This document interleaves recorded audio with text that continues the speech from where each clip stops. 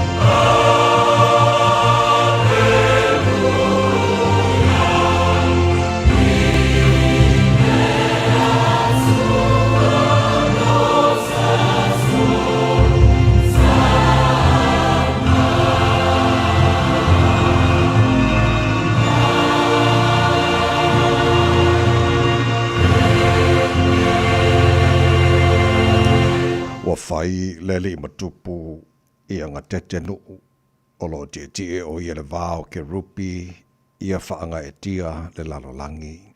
E siri ese le li i o i siona e mawalunga foi o ia i lunga onu uma. Iau tau whaanene atu i le li i lo tātu atua, iau tau wifu atu i le me tua iona a ao, e pa ia lava o ia lo mātou tamai o le langi. Vi ia lava oile nei tai au sengsengi ma le tai au to au le tai au manino o le asafau e a mai. Mua nei tai au se i o mātu a matala asafau pe se uvi inga ma alanga ina lo anga le leile nei tai au fau. Te le tale manua i titi mala ua mātu wifua i o luma le nei lava tai au fau lo mātu tua ma mātu whape atu e le lei oe. E pa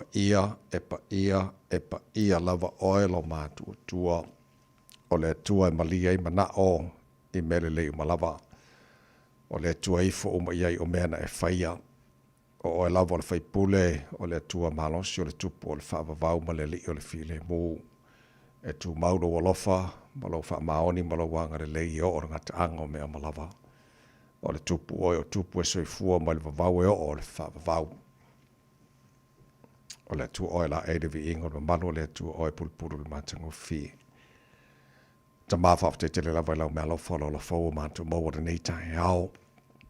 Whafte ilo o lofa ua, te tae foi mambole mai le fau launga le tinu le nei tae au sing-sengi. E whapopol nea so fau do lātu si fua ma le mātu ne yola o mātu o lia fo le nea so lulu, se fulu ia iaso iuni o le fau launga le nei tu sanga. E al mātu malanga o le nei aso, mātu tu inatu o ao te mawha mole se e tau tai. Le fōlaunga o whai nei. Manuia whai wala whengai ma le atino le nei aso. Manuia whai aonga nei a mātu whanau le paolo o aoe. Manu tia mareo le oina i lātou o sa ili le poto e ala i aoa aonga. Ia whamuria whai ta mā. Whai wala whengai pēr mali im tamata i whai aonga le oina nei a mātu whanau. Whamuria le atino pele i sa moa. Manuia te itai o le atino. Manuia nei o mātu ainga ma nei o mātu tangata oma. Sa moa male, alala mal papa awa iso se vaenga, ole nei, lalo langi. E le mawhai lava o na ngalo le, tu maelu muli panga mare tapo inga. Na ia mātua tu asen sino le atinu i malu maota malaura ni yaso, maso sino whanga o tau siai la tau, maru lu fo i ole nei vai taimi, ma whanawhana lo alofa te tō luaina i la tau, whafo i sia pelo la tu si fua laude le tino, sili lava i le anganga. O me oma le awhara mātua whaira nea se whaulo mātua tua, mātou whai lava ina ia fo ia tunu vi inga ia te oe atu mau pēlo mātou whata waa. Ta mā, alofa mai mwhamunia mai, e le tautua reira Samoa ni aso a toa ua mātou wole mātou wala au i nei mea malawa e ala, sua whamana malo Yesu Kiriso, lo mātou ri mana mātou whaala. Amen.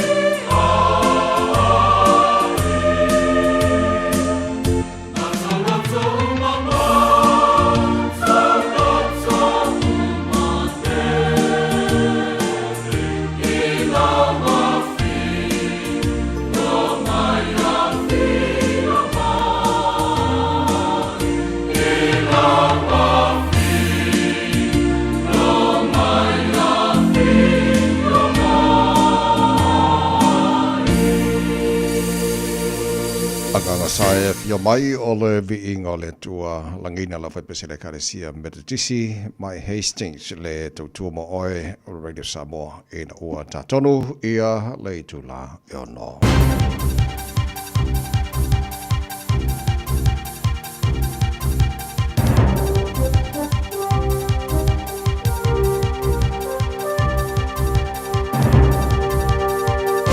Good morning. In this update, Wellington's Mayor Andrew Little is still asking locals to avoid the water around the coast with ongoing wastewater contamination.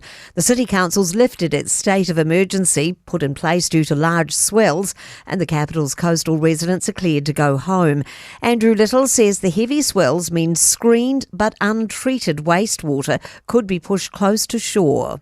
I know some people are worried about contaminated sea spray. The public health advice is that it's not expected to be a significant health risk from either inhaled or settled sea spray.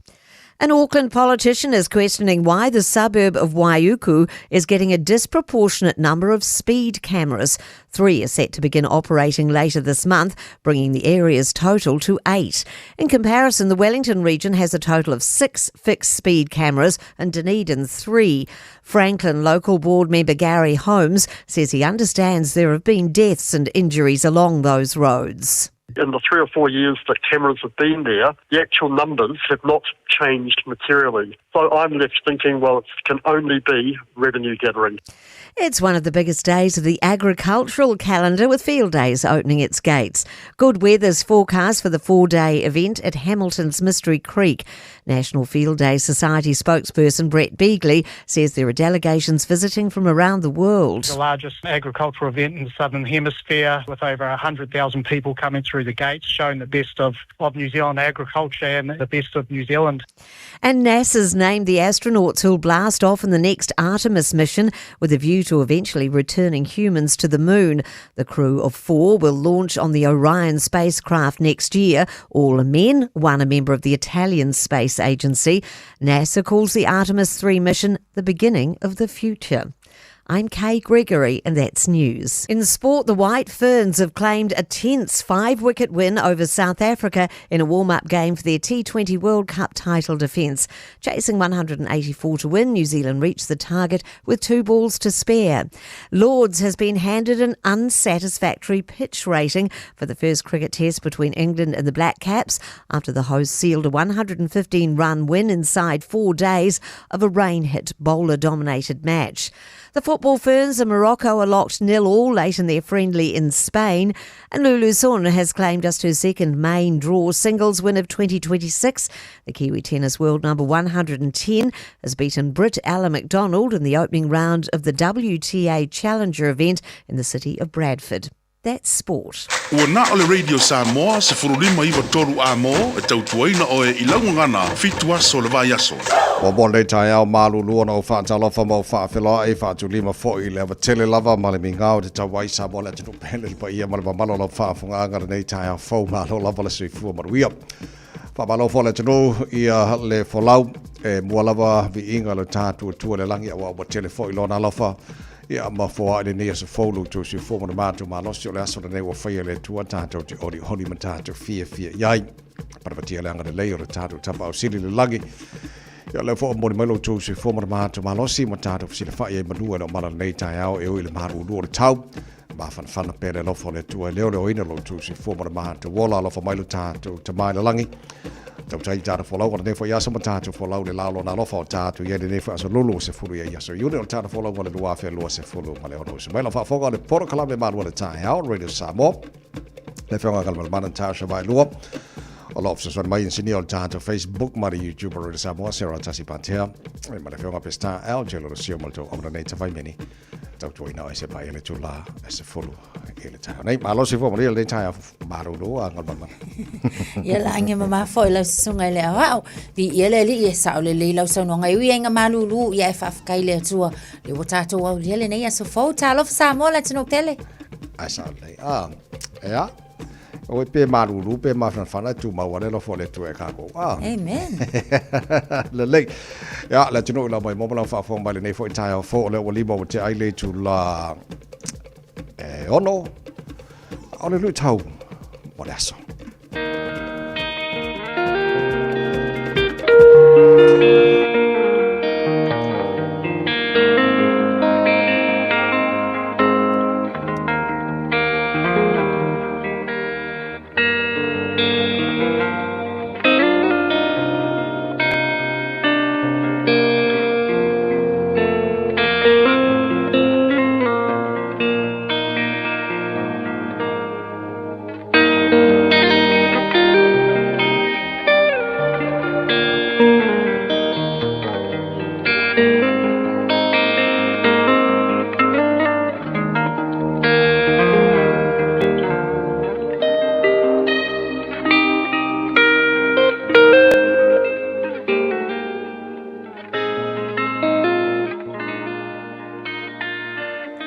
Lu i tau mō le aso.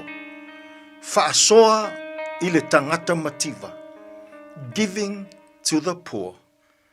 Ngā ruenga ma tā upu e lua o le whai upu e whās fulu ma le lima.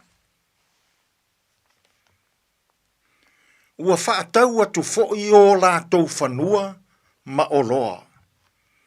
Ma ua tufa le tau. O ia mea i tangata uma.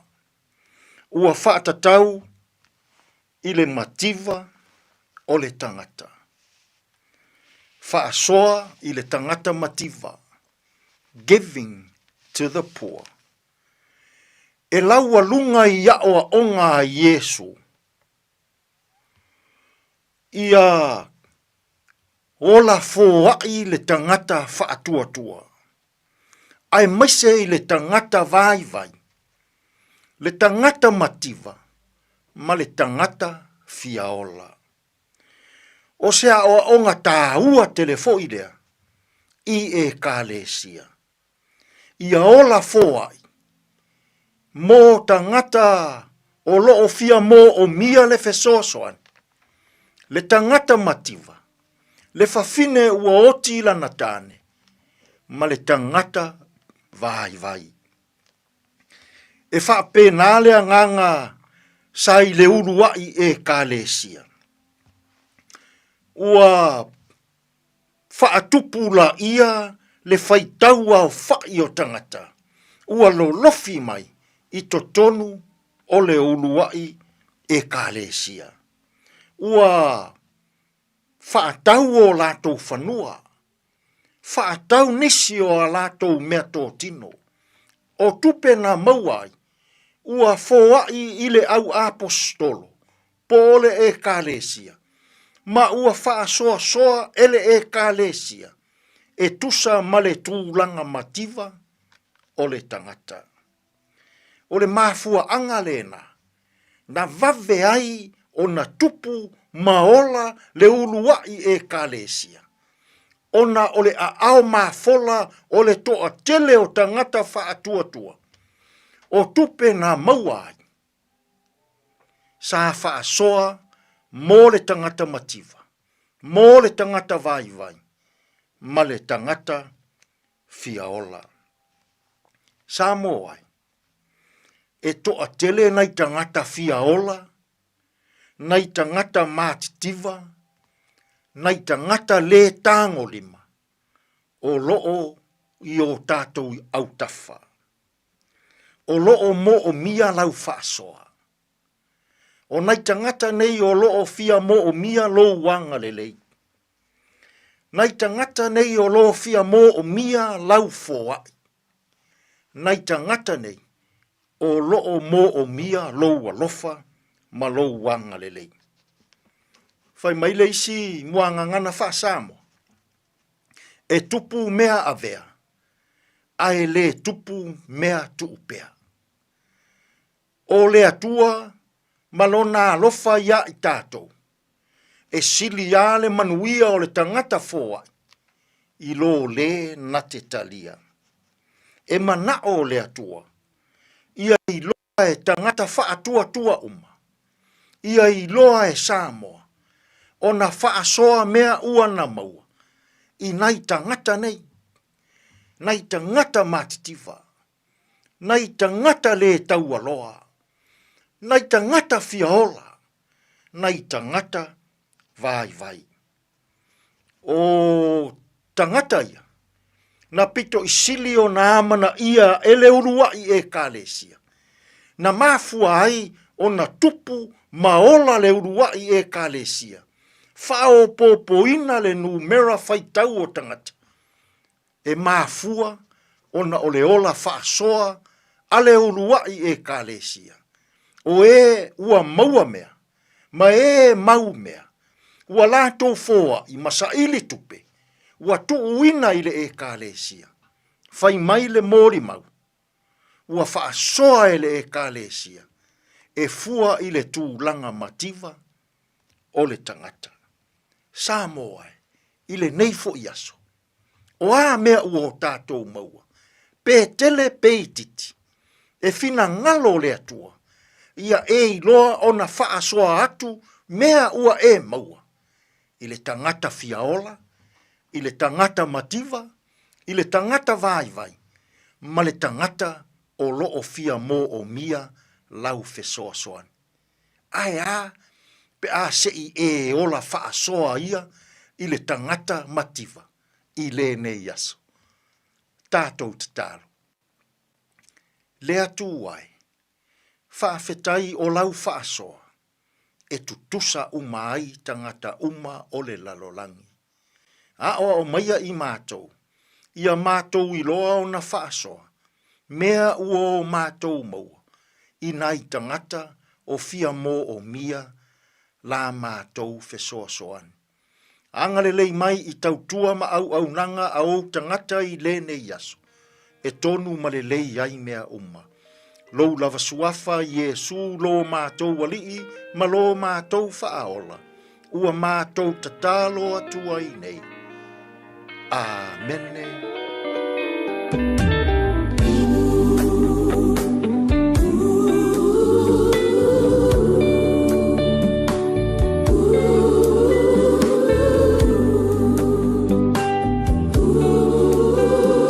Alofa io tuoi, awe malanga. Sei amota le nei folauna. Fatua tua ma fa mo ya tu ma pea. Aule alofa ia fa sili lea. Eu te tautala na angelu. Te fai moao le la lolali maona mamalu.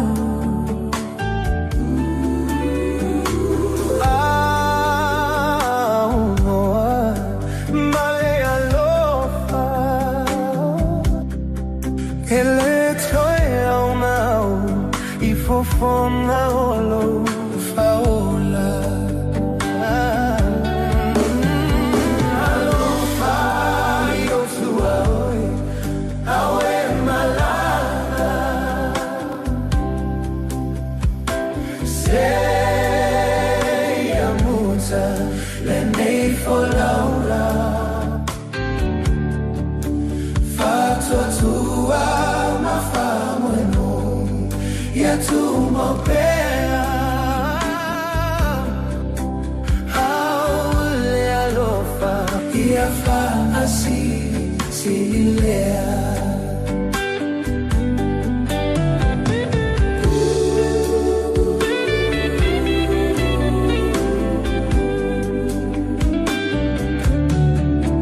Fatua tua pea savali ia la maua. Fano mienui e malutia oi failata. Ia mana tua ole alofa. Ole alofa ua sili lehi meu umbana. Alofa io tua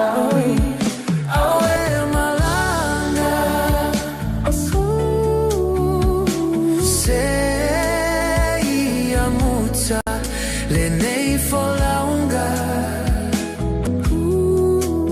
Atua tua ma fa moi moi Ya tu no prea Ora no fali Facili Simile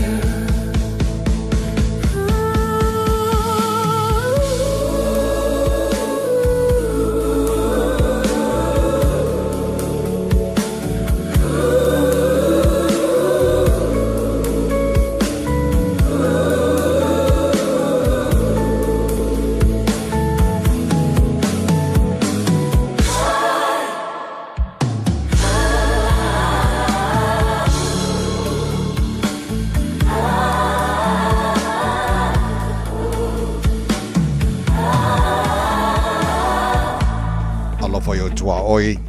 It was full on all Chadele Tula North after Falonga Enterprise Motor Group with Manukau, Malay Christian Saving on Awina Trailer Port Club in Maro Tai How. At Radio Samora Minute, Iona Fangaso for no Tara Musica, so if you know your musica for Ia Fafi, all the time, Manu, Lusor Coffee, but in your car, oh, yeah, I'm Famanus Alphonia to know. Ele should you Jamanga or the Nefo Tire Folk, also Awangi Fawe by the Marudu, Kawe Marudu, Wingaka, called Manero, to a quarter fit to the tire on day. Fa no mai so temi mo le tano kalame reto o leola te pena mai so pasta la fa couple fight nam tato malu ta fa nganga mo o toro ne vaso tato ria today in history tato by parliament topo da so full unit telo to sanga ba ole tai no fitu e le tai on ma fa pongo telephone ngal protania pa tato fitu por kalame amata na tato tai au se mo foi tato va vai po ba do one on the tai off Le whamanui ave ta avale tātou o lo wausu le malulu le nei tae au lunga le tātou au ala tele lo mai tawatu o le lava foi ia o lea whato awhi o lolo le pisi le taimi le nei whaisi tele vave na pisi o na isi vaenga o tātou al te tele tātou I le whaitu le saute mai tawatu tele lava ina lanu sama le vaenga atoa le takanini aluakuanga I oi papkura ia aluange ngai karaka hapa zaid le vaenga leo o mai tawatu iai lanu sama atoa nga ia tula lea I le tātou state highway suma leono nae so longa le leife o lolo le taimi le nei le vaenga I Rosedale on State Highway 1 pauna vaenga walanu mu mai I le vaenga lea I le whaitu atu le nai mātu o tātou au nisi o vaenga o tātou awal te telo lea lava e feo lolo le taimi le nei o le tai au leis whala blave tau taavale tau sisi le saunga le mua taavale sul valu e te ai leono. It's simple, it's quick. You're closer to families. Sending money's now made easier for loved ones in the Pacifica. New Zealand, Australia, to Samoa, Tonga, Fiji, to the Cook Islands, to Vanuatu. Connecting Pacific families. With ClickX, you're secure and safe. The lowest fees and amazing rates. Now helping home is affordable. ClickX with a K. Reliable. So sign up now with ClickX. Let us help you help home when they need it. We are for the Pacifica. We are ClickX.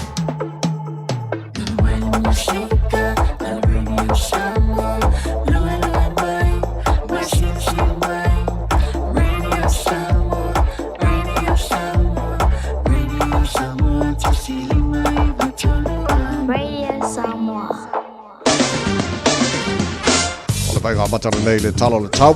Tama ki makaurau au kilani no whanga whasalanga Radio Samoa fitu lo ele manu lu le nei taimi o le tai au. Whamaila mai tau o winga wha mawina le tau le so susulu matanga o fiena la e le tele vaenga au kilani e ange maria mara savini mai saute se fulu mara lima o na maurunga e o ele manu lu le ea mo tātou I le nei fo yaso lulu ono ilona mawalalo tai au pe au lia tutusa le leia le tau nei matai au tusa infa mo maunga na mai tau.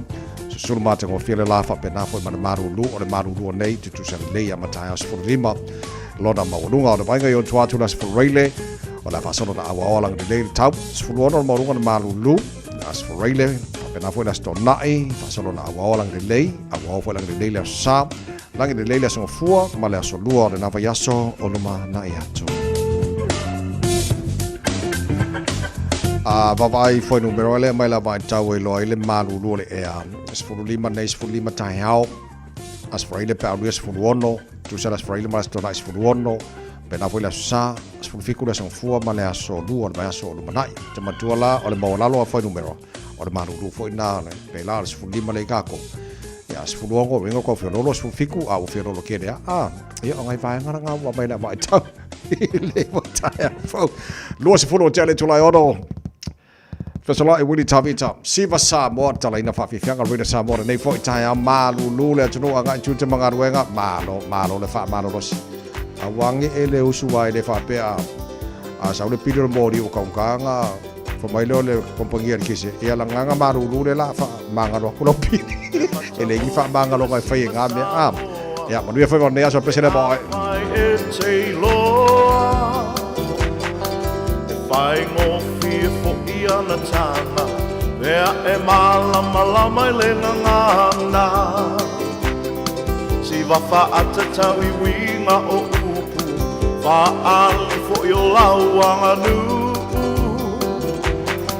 E mata ngō fia i le mai moa Tanga o le si wafa a Samoa Le tau sala Samoa Sau noa Ai ua sila loa Le au mai moa Ma atau pati le au mai uli Tata fiti le songa i miti Tiu susu fao i lo manapa Asi vai lo patua le tau sala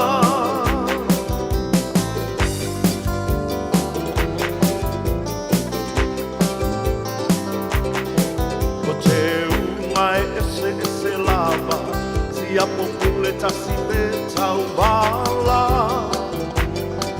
Awane i ngalo o lau tuinga Male ui lo tino ia i ila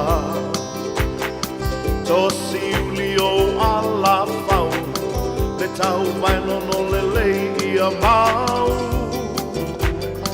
E ni fo o ti male kiki fulu moa Sauni e mo e loa Le tau sala Samoa Ua sau noa Ai ua sila loa Le au mai moa Ma atau pati le au ai uli Tata fiti le songa i miti Tiu susu fao i lo manapa Asi vai lo patua le tau sala Yup, hup, hup, manie Siva mai Yup, hello Isa Yup, hup O te ungai ese lava Si a popule tasi pe tau bala Awane i ngalo o lau tuinga Male ui lo tino ia i ila Tosi uli o ala fau Le tau vai nono le lei ia mau E ni fo o ti male kiki fulu moa Sauni e mo e loa Le tau sala Samoa Sau noa Ai ua sila loa Le au mai moa Ma atau pati le au ai uli Tata fiti le songa i miti Tiu susu fao i lo manapa Asi vai lo patua le tau sala Le tau sala Samoa Sau noa Ai ua sila loa Le au mai moa Ma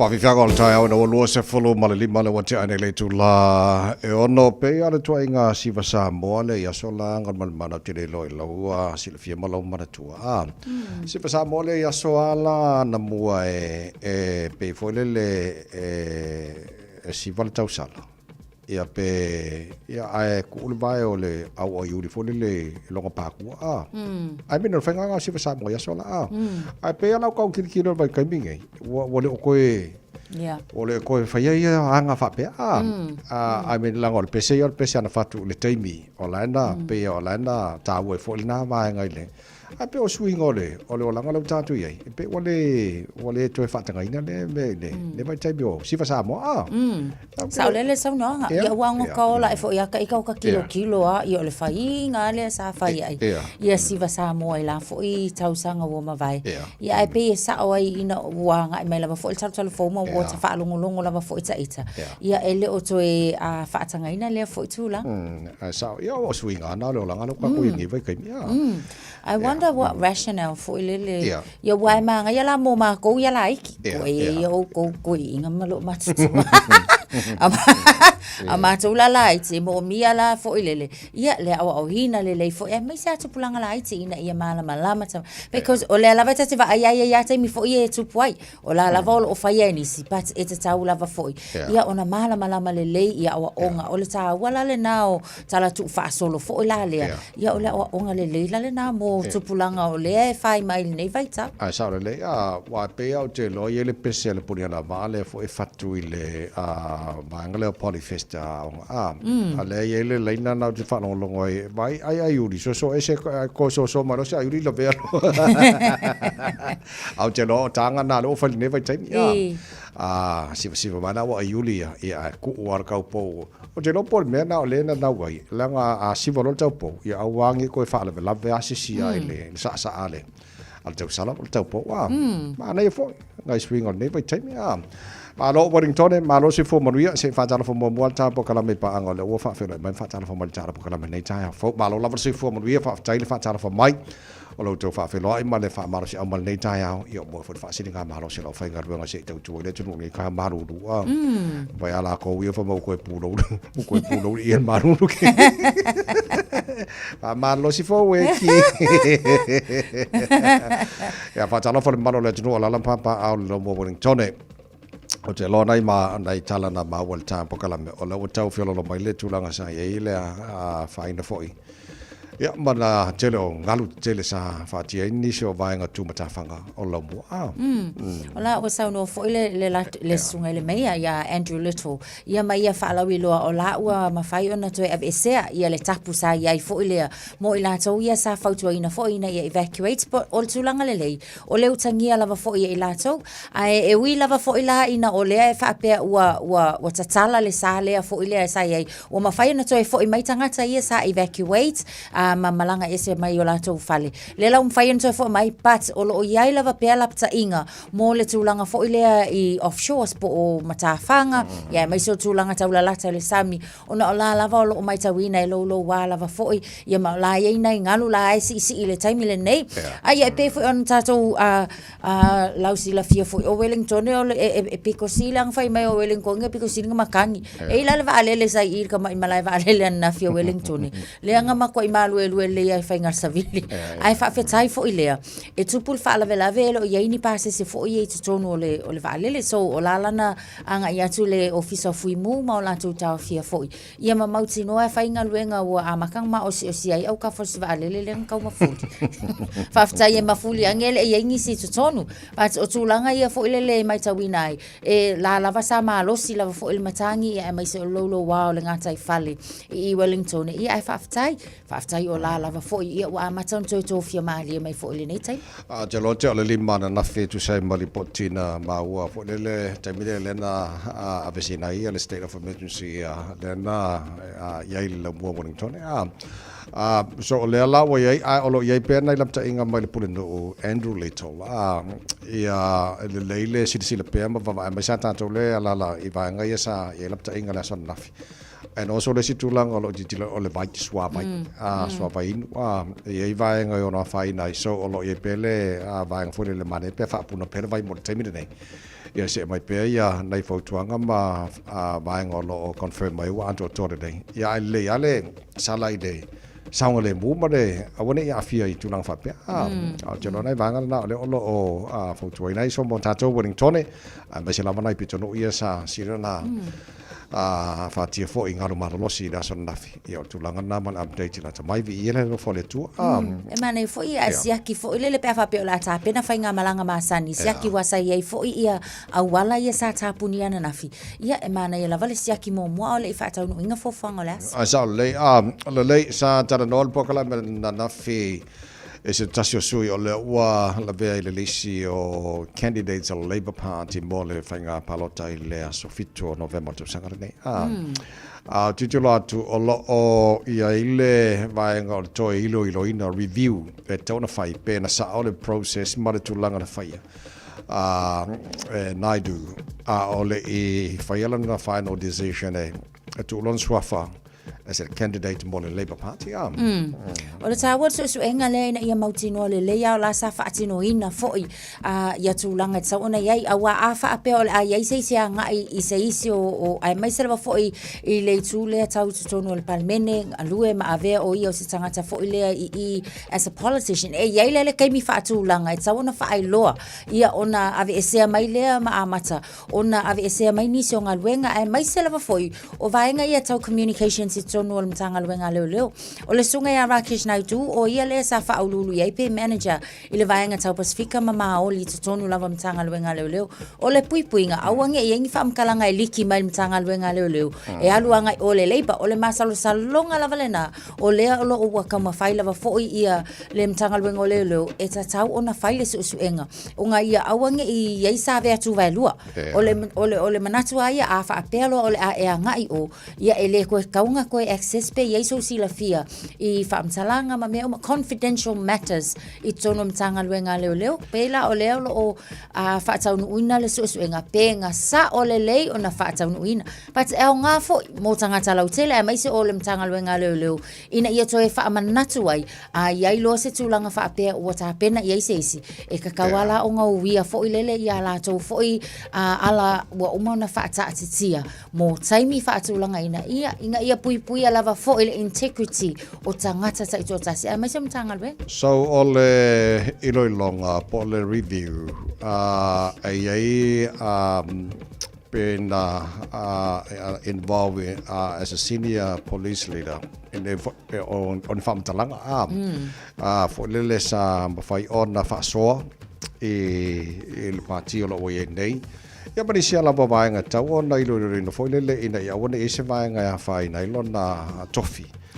as a superintendent intendent foi lele ma tulanga fa pena lona awai declare lona tamo es candidate al Labour Party yo ia vai nga uma me tau ona ia langa fa sima urunga tele o tofi ole tangata tono le tangalwenga lo winga tau pola na lo ia lele ia make sure ala sa ole le ia awala na ia wia ole wala ngale pe fa te ia le fa fo vai ole minska ma le komsina ole wangi nga tulon sua fo le candidate al Labour ole ina si vai ngale le sirfia ia ola mani no vai nga oma la se itilo ati pe po lan tulango iai ai ole la tilo le ole fefili tangata le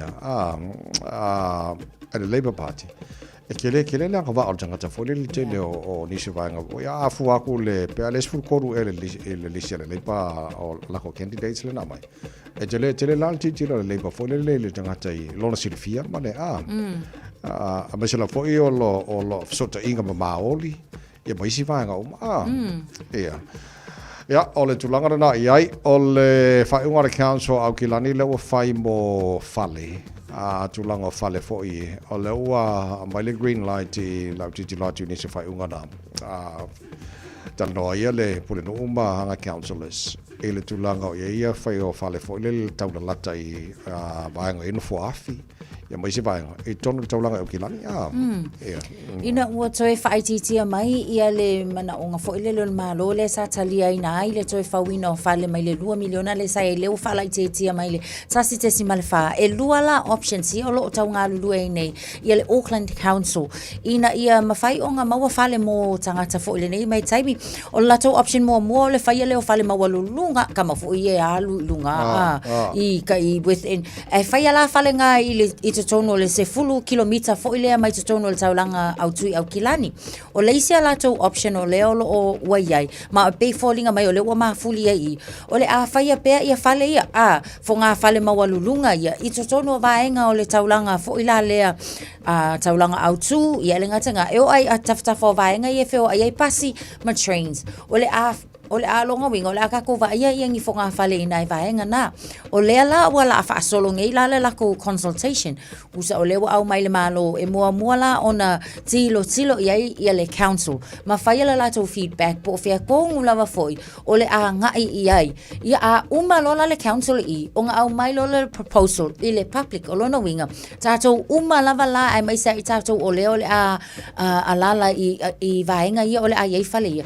E maua la lewa noa e alia i lo fina ngalo fo ilea pea oina tatala mai la le proposal na mo tātou ai pei o le o tilo ia iulai i le masina fo e tatau ai ona ia le feedback a council ia ona o lola ia lea i le a umalala ko ia o le lava la o le tausanga le nei anga i le lua fe lua sufitu o i ngā la o lea le a whaatau no ai ia consultation so lona winga ma wala vano o tātou e mwhai ona whaali fina ngā e le whaonga o avanoa ia a talanoa i consultations ia lo o te pena ia fo le o avanoa ia le o tu mai le council mo public ia ale be tātou e whaade ia fina ngalo le tino man tātou manatu a o se mere lei ia a whai ngai manga ia a whai le whaari le fina ngalo a ia tau nā tātou fo le iai e lau titilo e iai vaenga le lei ia vaenga ia ma te inga la whapea o la tau ia no foi fale ia e whaingaluenga le taulanga a le po ele train i le fale le au ka fole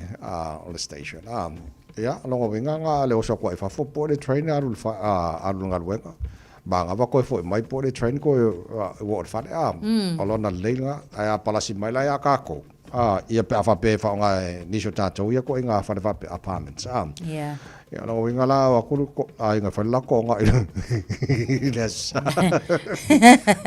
o nga la e le fo a ku ka vale o le train e fa ko nga a ver ka ko a ver uno sa pasui mo vai mai le fo a fi wo la wa ku ka ko nga el ka ko mu ka lo mar ka ko uno sa pasui ma ai lo nga ya fa ia na kwa ku o so fa de ia ma ngai ia mo ko ngai ko la mo ka wa ngai masa aku ile awa o le sia fa nga o popole ele si totele o le traffic o le ama kwa ki le anga fufuti le ka ko traffic la to ia pe afa pe o le ano fo ia uma vaenga ia o le si fo ia vaenga o le toe fesu ia inga fo ile o no fanga o nei tangata e mai se lava a inga o le wa o nga fa na isi vaenga ai afa pe la wa o le pe o le auto o le rezoning lo no winga o le ama kwa ko tele ni se swinga ai mai se la kamala nga le kama fo ile wa le mau no ngal fa le la le ia ai ma kama mai la lo ila ka elengi le ai ku ila lo ka fale privacy issues ia panga isi vaenga o lai tilo fo ile ia pat o lava no la na tato ia tal no pe amaka o nga fa sau i kor ka ko vaenga asa le to los futasi minuto lo jor talo le tula fit to le por club in Manuel Town Radio Samoa fa o tar fa fi fianga ta fa na Jerome Gray malo se fo que good morning se au aberto lo lima leva fo ia so e tele tele ia luma mau sa o alu o te fao se e mai o se e tana se o se batu ha ha he na forma si o pese ha ha he si va mai si o pese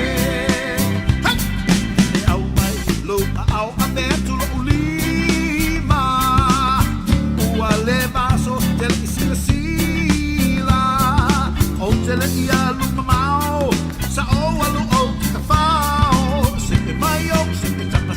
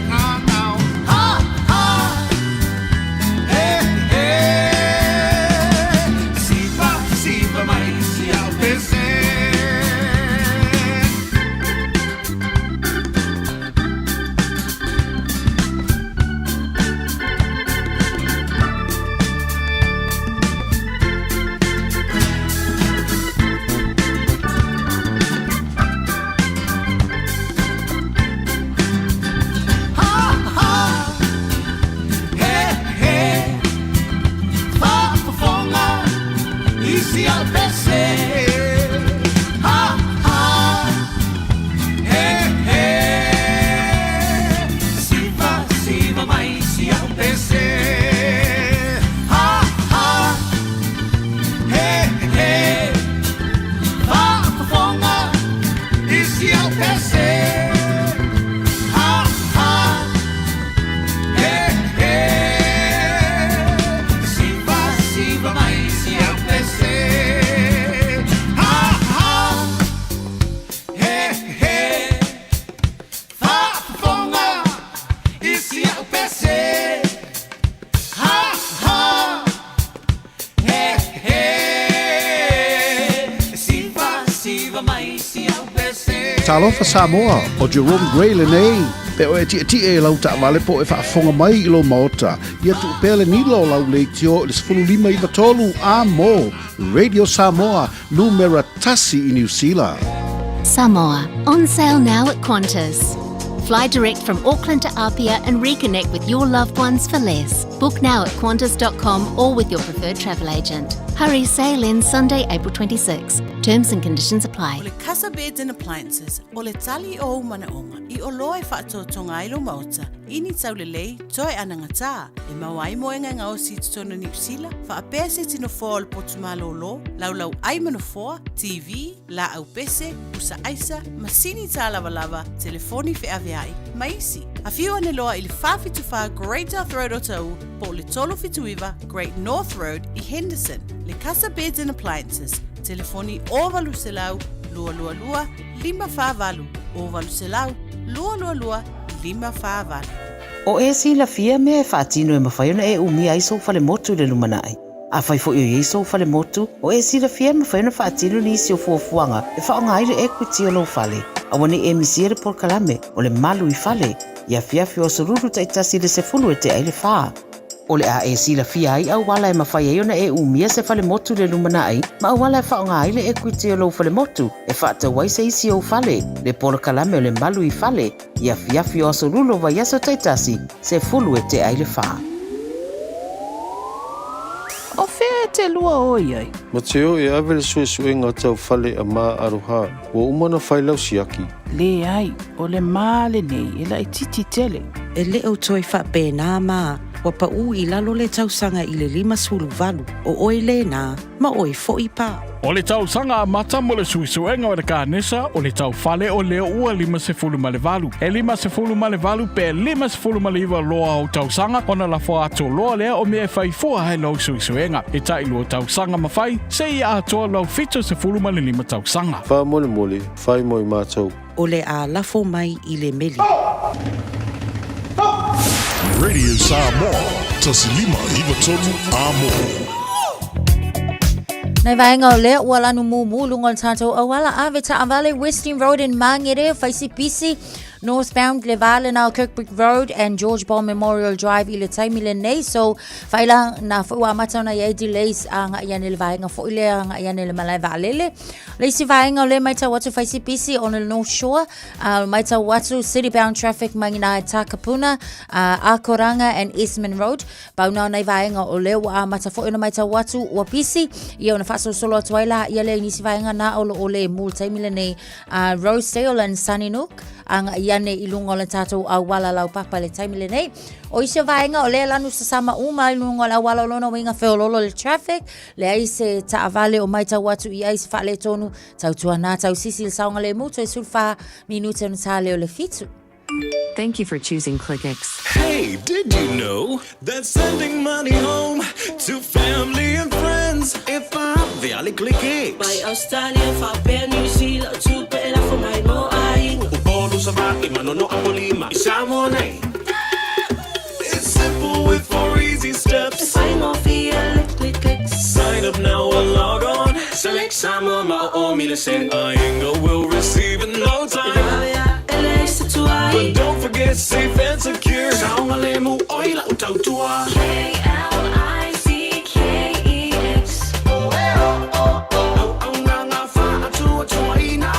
KLICKEX. Oh oh oh. Fa fainga fia so tanga maainga. KLICKEX. Oh oh oh. Supporting Samoa with our very best. We are ClickX. Talofalava o au lapi marina, mau belo li tio. I le Radio Samoa tasi 5.5 a mo. Bread of life sent down from glory,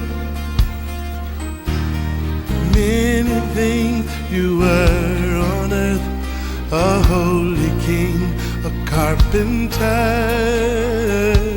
but you are the living word. Say it now. Come on.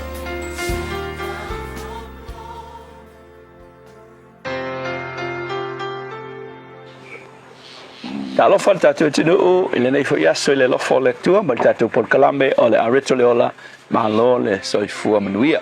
O le mātai e fitu, o le fai upe luas ful fa upunga Yesu o lo ia I whapea. O le nei aise wha longo ia upu nei, ma whaia e ia, o te whaatusa ina o ia, o le tangata poto, ua na whaia lo na whale, I lunga o le papa. O le upu, ile nei aso, o le whaavae mautu o ainga. Asu e se potopotonga po se whaala potopotonga e sili na manao sa tani e whaaleanga. O le melea po le whaapotopotonga lea e ta ua o le ainga. O le ainga.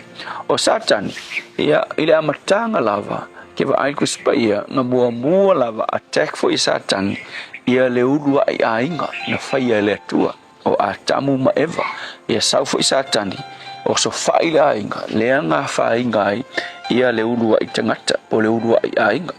E loa le lei e satani, o ainga, e whausi ai, so o se whaala potopotonga. Ia wa o ainga e whausi ai le e kalesia, o le ainga e whausi ai le nuu, o le ainga e whausi ai I atunu, o ainga lava. So se potopotonga lava la, e manuia mawhile mo, ai alu su e mafu mai o ainga e o mai e tangata e kukongo le whapotopotonga. A whaifo e whewaiwai ai se whapotopotonga mataua I misa e mafu mai fo o le spirit po le anganga ma le lifestyle o tangata ia po o ainga e o mai e kukongo I o tangata e kukongo whapotopotonga. A wa e kangonge ke wa e kongo whapotopotonga e kupungi misa e wa I po I kakanga e misa ai ia pe kupungi I mea fo ile kalesia po le nuu, po le akungu. A su e lava ia le mafu anga ma ai kangaka whakupuanga I mea. E ke vai foa. O tangata e o mai kukongu, o ainga e le ai se whaatulangana le lei. So o le kila tā ua o ainga. O le mausali, o le whaavae, o le ainga. A o le whaavae, le ke vai il kala le tispaia. O le whaavae siri ngā malosi, a pesi mai whainga tāo leo langa. O Yesu, o le upu o le tua. Wa so se a inga la tau te whaalo alongia, ia le tūlanga o Yesu I kukongo le a inga, ma le upu o le tua, e ke vai, o a inga fo ia, e ke vai e malorosi. E le ngata inga manguia I lo la koula wasi o manga, ai whapena fo. Pe a waku I so se potpotonga le winga la e kala le spirit stene America na fai mai a e manga o se America le lei malosi so I fu malo lo inga le leita ngata I le vale le matangata o feke a makamai ai o le ainga a matamai ai e tele ia fala velave lo tupu nei I nei aso e lo tatu watunu fa ka inga sili leo na ta u e fa mauni ai a su e tu foi lai tangata ia solitu la fono le au kalepe le au fai fuala au le au fala au foi fasa e fala au inga fala au fasa ina trucks a su e foi tangata nga solitu la fono ia e ke vai ku fo I le route e o mai ainga e le ai fo I se fatula ngana le ai se Yesu le na ainga le falo longia le tu tonu le na ainga e mafuai ia mea o lo tupu I so o se sio manga so le upula mo o le nei aso a e mangao I se potpotonga le e le o ngai a makai e ke ba ai lava I le ainga lo no vinga a su e se fofo e manguia I Samoa e le o le malo ia e lo seisi lava potpotonga ai ka ko ke fo I lava to tonu o ainga ia mafatu langa le tūlanga o le tua I o tātou ainga ma tātou whanau le tua o mātou I loa o so se nuu so se atu nuu e eini ainga la tau te ilo na ava ia te oe o se atu nuu manuia fo I le atu nuu te talo I e whamanuia I ainga uma o Samoa whausia ainga uma I le papa mautu o oe Yesu whawhetai Yesu Amen.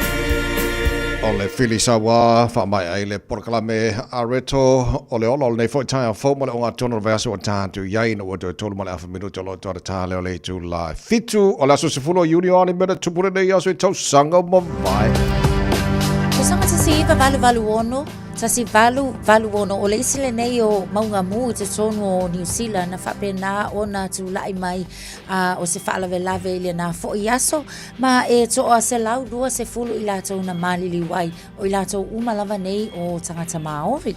Tau sanga ta si valu iwa, o le ulua i taimi lea ma le aso na whaatuina ai a onga a mata mua lava i te tonu o New Zealand, sa whaatuina la le a onga lea i lalo le taita inga Friedrich Frobel o ia o se tina mai sia mani. Ma sa whaatau uina wha moe na Mission Hall, Walker Street, i te tonu o Dunedin. A o le aso se fulu fo ile nei, ia o le aso so i fua le nei, ia o Prince Philip of Greece and Denmark, ia ma o lea na whaipeipo atu ia Elisabeta le lua, ia since 1947, ni sina wa ainga i mea na tutupu le nei aso, tau sanga ua ma vai.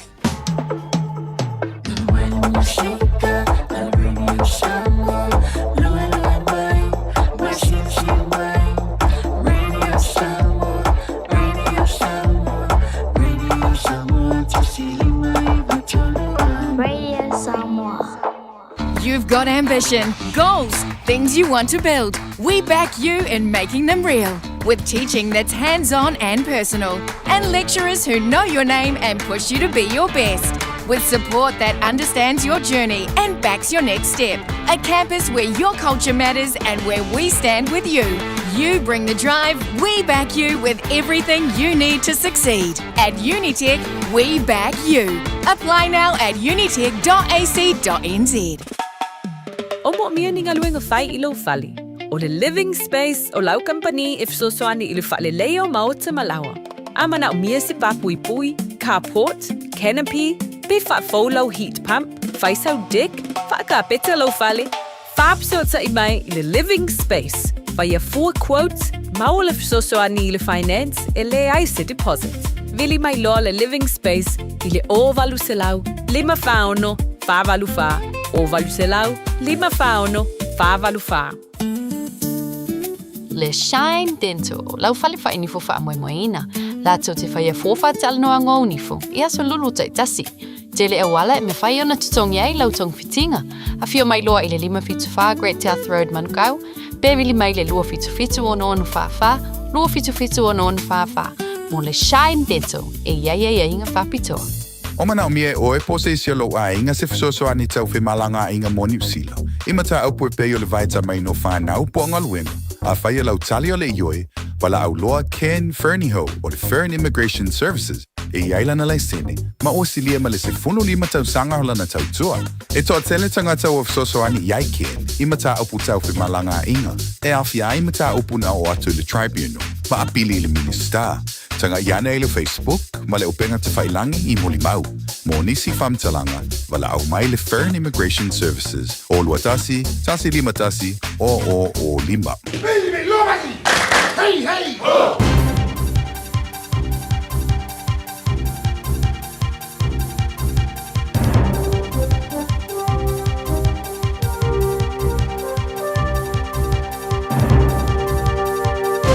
In this update, a group advocating for children in care says Oranga Tamariki is not intervening early enough and outcomes could be vastly improved. A report by the Independent Children's Monitor has found Māori are wildly overrepresented in OT care. 95% of Māori youth offenders had at least one report of concern made about their welfare before offending. 65% go on to have children who also end up in care. Voice Chief Executive Tracy Shipton says earlier intervention is critical. This report highlights that early intervention would make a significant difference and that opportunities have not been seized when they were there. Wellington's mayor is backing the decision to declare a local state of emergency after feared massive swells caused little damage. Some waves around the coast were recorded at 11 metres, with there still being some risk overnight. But Wellington's coastal residents have already been cleared to go home. Andrew Little says the south coast was forecast to be hit harder than in 2020 when waves damaged roads, properties and also prompted evacuations. The message evacuated communities sent to the council at the time was we needed to be more proactive in the future. Confirmation Christchurch's Super Round smashed economic expectations. Visitors spent more than $13 million at the Anzac Weekend rugby event, more than doubling forecasts. It attracted more than 73,000 attendees, including almost 17,000 domestically and nearly 4,000 internationally. It's all go at Hamilton's Mystery Creek with field days kicking off today. About 100,000 people are expected to flock through the gates over the next 4 days to view the latest agriculture, tech and innovation. There are more than 1,000 exhibitors and delegations who are travelling from key markets. I'm Kay Gregory and that's news. In sport, the future of Ben Stokes as England cricket captain is unclear this morning as the investigation into a nightclub incident continues. Radio station Talk Sport claims Stokes will likely step down as skipper and retire from cricket following a late-night fracas involving himself, Gus Atkinson and a Saracens rugby player. In tennis, Serena Williams and Victoria Mboko have seen off Kiwi Erin Routliffe and doubles partner Nicole Malachar Martinez at the Queen's Club in London. It was Williams' return to tennis following 4 years in retirement, and a packed stadium watched on in the 7-6, 6-2 win. And the football Ferns have been held to a 0-0 draw by Morocco in their friendly in Spain to round out their European tour. The Moroccans had 3 shots on target, to the Ferns none. That's sport. Ua na ole Radio Samoa se furulima iwa toru a mo e tautuaina oe I laungangana fitua so le vai aso. Nei vai ngala wala le fo mai tau atu av vale pisi le taimile nei faisi mama for the traffic southbound mai nga I Rosedale fa pena fo Sunny Nook and the North Coast I la nga ia tu fo I lunga le tato wala lau papa Lake Road I le vai ngala nga ia tu on the southbound from Belmont and Devonport nga ia tu I Takapuna ole mai tau atu fai fo isi pisi mai le taimile nei lo mai tau atu lunga le tato State Highway Lua Sefulu northbound through Wiri nga ia tu Puinu kako interchange now lo yai fai asi poloka I le taimile nei fa pena foila le tilo atu I Ruskman Road Malambi Drive ia o le fo ilo mai tau atu fai asi pisi le vaenga le nai mai se fo ia langa ia tu ia tato routes na malai va ale I le unga le lua se fulu B o tato I Great South Road and a northbound anga I mai I Manukau o lo fai si pisi le taimile nei fa pena fo ila langa ia tu I ota huhu ma Penrose o leisio vaenga o le mai tau atu fai si pisi fo ia tato southbound on a northbound on our State Highway 1 o I le vale Takanini, Conifer Grove and Papkura pe o vaenga yo le mai tau atu fai si pisi mai so o fai si delay fo ia tato ina Walters Road I lunga le Great South Road I le taimile nei o niso vaenga o tato a wala o le na lava e tu mau le feo lolo leis fala lava tau ta avale tau tu ana ta avale tau sisil saunga le mu o fa minuti te ai le fitu. It's simple, it's quick. You're closer to families. Sending money's now made easier for loved ones in the Pacifica. New Zealand, Australia, to Samoa, Tonga, Fiji, to the Cook Islands, to Vanuatu. Connecting Pacific families. With ClickX, you're secure and safe. The lowest fees and amazing rates. Now helping home is affordable. ClickX with a K. Reliable. So sign up now with ClickX. Let us help you help home when they need it. We are for the Pacifica. We are ClickX. Na alofa Samoa. Wa ule nei o kasputi alu. Awal suia le ngila ula ule kio. A eva mai ina se fudu lima iwa kolu. Amo. Radio Samoa. Vevela a. Ya vevela a wa ma lili fokanga kalkaya o le kasputi alu a. Ya la vevela Amerika Samoa o New Zealand wa makua aisa le kaya o le bainga la tabale nei le tala le tau. Ele nei foi tai fo maro lava se fo maria le tino nei tai maro do mo tatu nei New Zealand te lo fa pena foi Australia Taro apa tamai talo tau Samoa ba tule mana ilangi le mal tau Samoa lua se fulu mal tasio le mafan fana le e Samoa e le nei vai ngol tai a winga fa ma winga tau Samoa le alangi le tau e vai ngol Samoa pa Waitimu e le nei foi aso lulu lua se fulu mariva degree Celsius al mo lunga le pepela le e Samoa e le nei aso fo lua se fulu fa e lona mawalalo a le te mauna tatu so tai foi le Samoa so le tatu le Samoa pia ya ala afa lo teleni sio me lo tupu Samoa lo ngatora neva yaso ya ma mai le tala la tamai la mai tau tula mai tau Samoa fa maunga online lo ma wel tar proclamen le foi tai au fo talo fatuai le tar proclamen ma lo tai au pa anga umalava ale ma lo tai au le ngatel fa fonga lunga le FM 106.1 Samoa ya ma futa foi lunga tar Facebook ma YouTube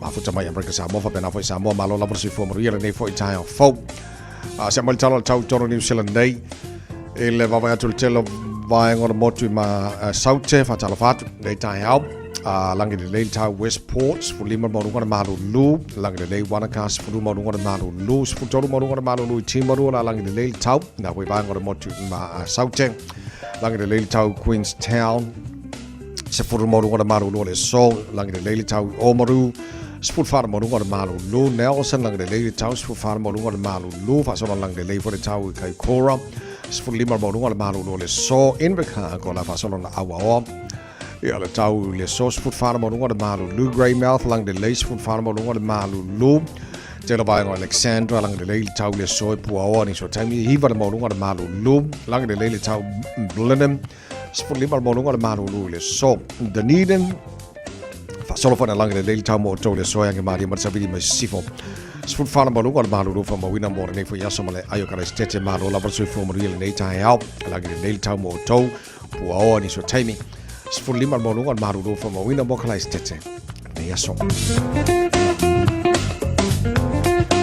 Motui matu pi chola bringon motui matu kai chaya lang le le tau spul fitu mo ngal malu le so le lo mo Wellington fa tala fatu nei tai fo malu la verso fo mo ria ele baba yatu o le fa solo na awa pa una wanga ni so taimi lang le fo le tau le oli ba fa solo tu le fia na nei spul tolu mo ngal malu fa mo wina ya mo le lo mo Wellington le so isi va nga ye fanga rei lang le tau spul lima mo ngal malu le so lang de le tau ranga sfulono malunga malu lu tau po lang de le for the tau sfulo malunga malu lu lang de le tau marnui roto ru lang de le for the tau le source futolu malunga malu lu te lo vai nga e Palmerston North fa solo ina awa lang de le tau sful fa malunga malu lu le so ma re lang de le tau New Plymouth sful lima malunga malu lu le so awa lang de le tau Napier sfulono malunga malu lu Masterton awa fo lang de lei pa una wanga de so taimi spul fa malunga malu le Sullivan spul lima malunga malu lang de lei tau e puawa awa ni so taimi ele telo wanga ye Hastings asolo awa lang de lei fo tau le so spul lima malunga malu Gisborne awa lang de lei tau pa una wanga de so taimi spul fa malunga malu kiri rom malo se fo mariel nei tai au lang de lei tau mo tau le so spul ton malunga malu fo mo ina mo kiri rom de nei aso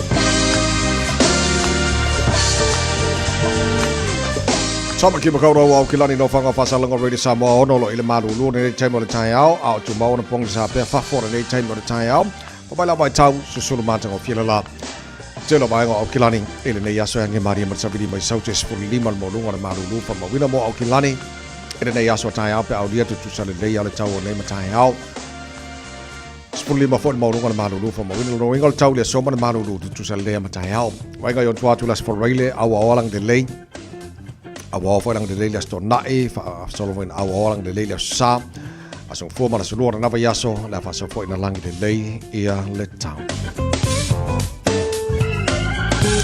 fa mo bo o mana tu ina mai la ba tau nei tai mi o le tai au le tu mo re de samo ina o se fulu le wa te nei le tu la fitu ya o te mina ma tu nei New Zealand fa mo le ya wa te lo te va Samoa wala ngai se tai meta tom Samoa e ya te lo si ba ngai o America la wa te lo po wa uli la to le so lua le nei America ya mai si ba ngai ke lo ya ma to lai nei o ai se ka ko kai ma Australia ya ma nei Australia la po ma ka ko ke ma fu ka ko por kala alo se fo mori nei tai fo ma nei o le whanongo longo i le areto le ola ni tai ongal mana. Mo le o te tono le ainga. Maru pui pui e tono le ainga ia oni o se wha i le fili. Mautu lo ma le ainga. Ia o te lo wala mautu fo i ma le e ka le sia ma so se mea tātou te iai. Langa ia isi fo i le pe e wha mua mua le o e wha mua popoisi mea. Ia la ele o le lei tono lo te whale. Alwe monia a le leia tono le ano whale. Ia wa to fo i le lei o le whale ma le ainga. Mana pe mai la ja whanongo longo se whamuniang fo la te whanongo longo fo le e te taua o na mautu le lei. Ia tono le ainga. Ia fio Yesu tono le ainga wa whamal pese a Sunday School laso. Ia Yesu se ainga. O se ainga. Ia ngala ia. Ainga fia. Ia fia la le ainga. Ia o te lo le a whapena fo na whaasoa atu. Ia e kālesia. Ia mso se mea tātou te iai. Na ia le whamanatu. Ia. Petau i le leila wa fo i male ngor tātou por kalame. O le areto le ola. Whamanatu nei ia, o mōli mai ai fo i whi awa le ola. Ia ai mai su whamanatu tāua mō tātou. Sa lei, tasi tātala no nei ni so vaenga le wanga e le council o Kilani. O le i o ina o le fo si ina whale mauru lunga fo le taula lata i me po e pasima an fo afia. Tasi vaenga no titilo atu wanga i fo i le council o Kilani e le o langalongo ina le council o Kilani e le po kalame le malo mo la to foi nei rough slippers ia po la to foi leo lo mo e solo i si va ngo politito fale le men no foi so la va tu la mania le nga ia le council e tawa ona va ai le leima tau sia le la to ia nei lo le va nga le ua anga ele malo o le move on orders for ile ale malo le o yai le taibile nei o le lava fa nga solo ia la to ele ita punia submissions ai o le tulanga ile mana o for ile council o fe ole a kukuli ia ngai kangaka ia wa mana tuala o le a fa nga ia le authority for ia po le malo si anga le la to te tuli sei nei pe ave ni sei na tangata pe afa pe o ko ma o to fa solo i polokiko fale ma va ese so o le manato le council e le tatau o na tae tangata ia i tutonu o le tulafono le e kakawa o nga iai se isi fo i ai inga e faile le mo ngai kangaka le anga e whainkarso i fuanga o le olo o iai e le tutusa o ma fo i mafua anga e alai o na iai ni so la tau e mo o mo moe so le pulki ko fan Asawa, ia, te lo le o se mele lei a wanda pe si me sili atu ona faia mo lantou ia fo le nai lo ole ave le power le o fa marcia na vela a kuri esingela o fela la o no foi te pa si por kala me le ta ona faia mo lantou ia wa ila wa fo ti lo va ai o te le o lo po le me wa o fia la to ia no fo i wo le fio ini a inga man me no fo fa le ma mo ma fa fo le vai tema ma lulu I mean I do feel more la to vai tema ni ma lulu sort ka fe eri ia wa ia tau ia e sa o ia le mana tu fo le council it tau ona ia se vai inga mo la to but I'm not sure, but e lewa fo I fale fo ia wo umana tape na ina malo mo ila to ia homeless e ka kaula fo ina malo loi ia tau fo I o le si vai ngole ole order le mo ila ko fo ia anti social behavior le fa e va ia mionga fo ia le tala fea unga ino fa fai tele ia pe fa mimisa I tangata manise ia ni afianga so se afianga lava ono afiai le saunga le mu o le mamalu lau tele pe ila ole vai ngale na ole aunga ia le order le nei le malo a o le au mai ele a fo ele council ele ka kaulang ka ofia I makangaka ia le o lo mo solo onga o le ai oni me mo ai o la file mu ba wa le o la o mo lu mo si fale ma fale o lo but o le vaenga le ka u target I o kama fo inga e alu wa fai fua kangaka I lunga la o tele ia mai se ngai kangaka o le aisi a wa vaenga uma o la ko uma ia o le a fie tono le order le tam fale malo ina ia pasia Asa le tasi vaenga le wanga ele malo pe ona fa silsila la sona na fio le fa tu pe le o nanga fo le fa mek mo medicine le fa nga el vanga le o ambulance ya o te lo se vaenga le fo I wa fa pe ka ayo la a fo I ola free le au nanga fo le mo tanga tala na mi le ambulance ale pe ki la ko le fa avele se finangalo le malo e tau fa me kon fandu mo ba nga mo la to na nga si ba Whalawi loa mai tātou tala le sau sa o ama le beehive o lena whalawi loa le sunga foi a David Seymour o la so mua you lai o le a matai o na whaatupe loa le whamek ia nisi o vaenga nei au nanga ai mai sa ngai veila au ia whao ngā kaku so swang mo kaku ambulance ia wa mana tua alu aku le ambulance le whale o la fo ia la tau tong fitinga ma whai na whaatau nuina ia i la tau ina ia ofa le so swang mo au le i o ka vale so le ngā lulu e whaatasila le ACC ia ma le Health New Zealand e la tau te whaatupe ina la nisi o vai kai peila o kama fo ia o le vai le whao ngā mo le tui fo ile le fufulu ina ai se manua po le alava se vaenga mai i le ambulance o vaenga i tono le ambulance o le glucose injection ia e whai ai pe a wha pe o nisi ua lou po o maulalo le suka ia po o nisi fo i o manuanga e iei fo ia syringes kama fo ia le pamu e fo ile vai o mea umalava na o leo o whaatotonga ia tātou ta avale ambulance leo le a whaatupe fo i e o lai eardrops fo ia e fo i vaenga o vaenga na tono le ambulance o leo le a whaatupe le sosoani lea ia mafuala au codeine tablets le fo ima whainga whainu ai ka koupe a o ngā le ambulance ia malesi fo ia e lua lato ai ngā codeine tablets o leo le a whaatupe ina uma mai i le sosoani fo le which is o se tūlanga le lei ai o le aunga ia tutusa le respond fo ile le maua le tangata ma le sosoani maua i ma leo o le whale mai ia wai le mwhainga ko so ko ai se i o le whale mai ko avangi sang fuala au at o le lei o le maua kongu i ka ko ambulance mana ia le lei na maua ta por kala me mo la to la lai New South Wales ma sini mai si vaenga o lo o titiloia mtanga rengo leo fo le se tau titilo tau fa file mo tu lango ia vaenga o mo fa ngai no la malo sima tu lango ia o te lo time to so ninga o le alo sa mo le na maliu mai o Vietnam le sa fa i sini Australia na o mawana ia inisio la o malo se fun fa ngai nisi a masalo no fa ngale na fa pe na tu e faila ia na to sauninga o titilo la le news for na o matamata e fo le wala ki le sifi ese le on mentor fa on to sauninga fo le mele na plan e fa ia wa le wa ko le o le fa ngai no la o malo sil te fa nei no le o no fa ngale sa ia a wala ki wa fa mai le no fa ngale na tu e fai le ai e le me kupupe ake o ia le sa wa ia o te lo ba ngale o ngalu e le o New South Wales tau baba ai langa te le o le afianga o le o la tu famta langa a shift in the world of organized crime o tu langa na ko ai ke le fa le tong no ni talo sia ina ia mafai ona mawani si o vaenga fo ile e pui ai ia o mo ka fa ku fa la vela ve ia le ka mate se taimi ma se no fanga a lua ko ai fa tau no ai ia talo sia fo ile le tu langa tu la fo no fo ia Australia ia inga ia ingi response mafai ona la to ia tonu taimi ia maniso tulang ma ia makwa ia ingi fa salanga fo ia ma fa ia fa ia mo la to ia fa tau no ia wa o le kidnapping le si vaenga awa o kama ia fa kulanga le ele ngata o fa ngai no la au malosi ia le ave o tangata fo ia ave fa malosi fa fa take hostage kanga ia o si vaenga kidnap so tulanga uma ia o le la tau fa ia mana ia fo ile vaenga talo sia ia se swinga fo ile le lei mo le saunga le mo tangata la util asa le so fatalo fatu le tino o la lampa pa o sini Australia mani se vai ngo Australia lo tata mafu tal nei ta malo se fo mo dio se sa ko ki ma so le ka malu lu o ka fe so le kwa fa pupunga lo ko sa moi naia o ia nga po fa le ko sa mo vela le ka maru lu ya la lei fa fianga mal fai bal nei ta au fa fo le tu le sa mo malo se fo mo ria good morning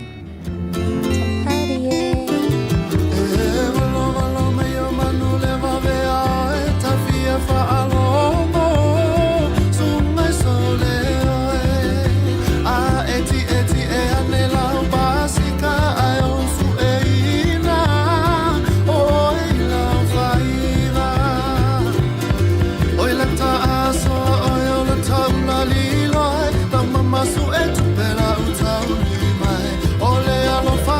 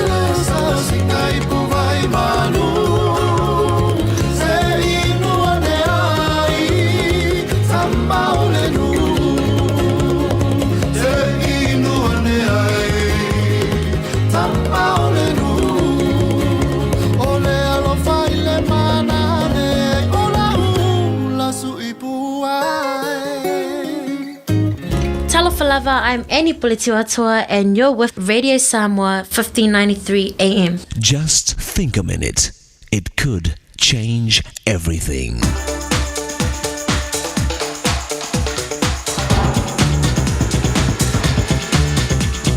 Think a minute. School tests may not be fun, but they're sure important. In fact, final exams can decide your whole future, whether you go to university or not, or what kind of lifelong career you have. So if you're not ready for a final test, you'll pay the price and suffer the consequence, sometimes the rest of your life. Some teachers give surprise tests or pop quizzes, so no one has time to prepare. You know, every one of us has our most important final exam coming, but none of us knows when. Death is the biggest pop quiz we'll ever face, because whether we pass or fail it is going to decide our future forever. You see, death treats us all the same. It doesn't matter how rich, famous, or powerful anyone is. We're all going to die. But none of us knows when. Princess Diana of England was the most famous woman in the world. Her photograph and face was on more magazines than any woman on earth. She was rich, powerful, and beautiful. She was royalty. Yet Princess Diana had no idea on that romantic, enchanted evening that her fairy tale life would suddenly end in a car accident. But neither did John Kennedy Jr. He was young, famous, rich, and married to a beautiful woman. Yet with all his money, power, and success, he had no control over when and how he would die. John Kennedy Jr. had no idea when he took off in his own private airplane for a fun weekend with his wife and her sister that all three of them would be dead in a matter of minutes. Much like his own father, President John F. Kennedy, had no idea on a bright, sunny day in November 1963 that he would suddenly be shot to death, ready or not. Don't you wish you knew when your final test will be? That's why the only smart and safe way to live is to always be ready, every day. And the great news is you can. You can actually be ready right now. Just ask Jesus Christ to forgive you for living your own way and to help you start living His way. Then every day you'll have total security and peace of mind that when your life's final test of sudden death comes, you'll know you're ready, even if it's today. Just think a minute. If you'd like a free CD of our top 40 programs, write to us on the internet at www.thinkaminute.com and catch us tomorrow at the same time when we stop and think a minute. Radio Samoa, tasilima ibutulu, amo. Radio Samoa. Tasilima ibutulu, amo. Lo so mole ono lo chale to live fitu ngal mana le fo fates mai le fionga le alo le ile su yo tanto Radio Samoa e pia taru tatal no fo longa tono ne vai aso. Malole soifua manuia malelangi mama la wa fionga la lo ali yele li il ne fo tai au fo. Ya soifua manuia tel tu sala fa pensu ya tabai. Malole on sa ilita yo le usu. Malo le soifua manuia so de o ka e ka fe le maruru le o i matu ne ilita ya. Ale foi ma o pe ya nga foi fa so foi nga maruru foi sa mo la ko. Ya o lo foi pe o. Oi woro ko maruru le sa wel ko alo nge.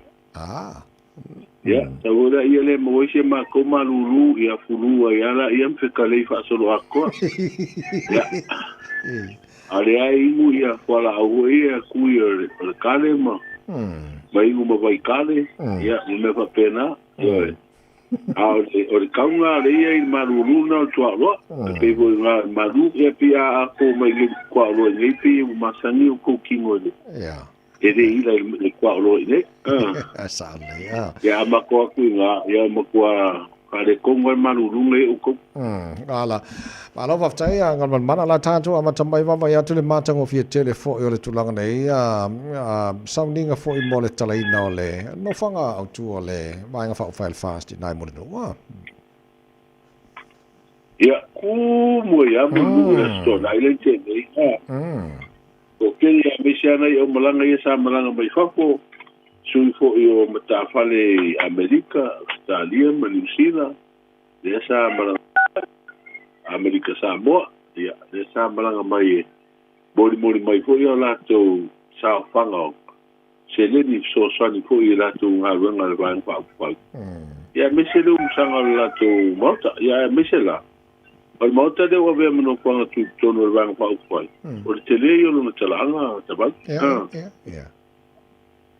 Awal no whanga lea na amata tapena i tātou tu tasi. Na foi numa fale le maa o le fa manatu. Okay. O le pine na o tato. Wa si le bale numa to.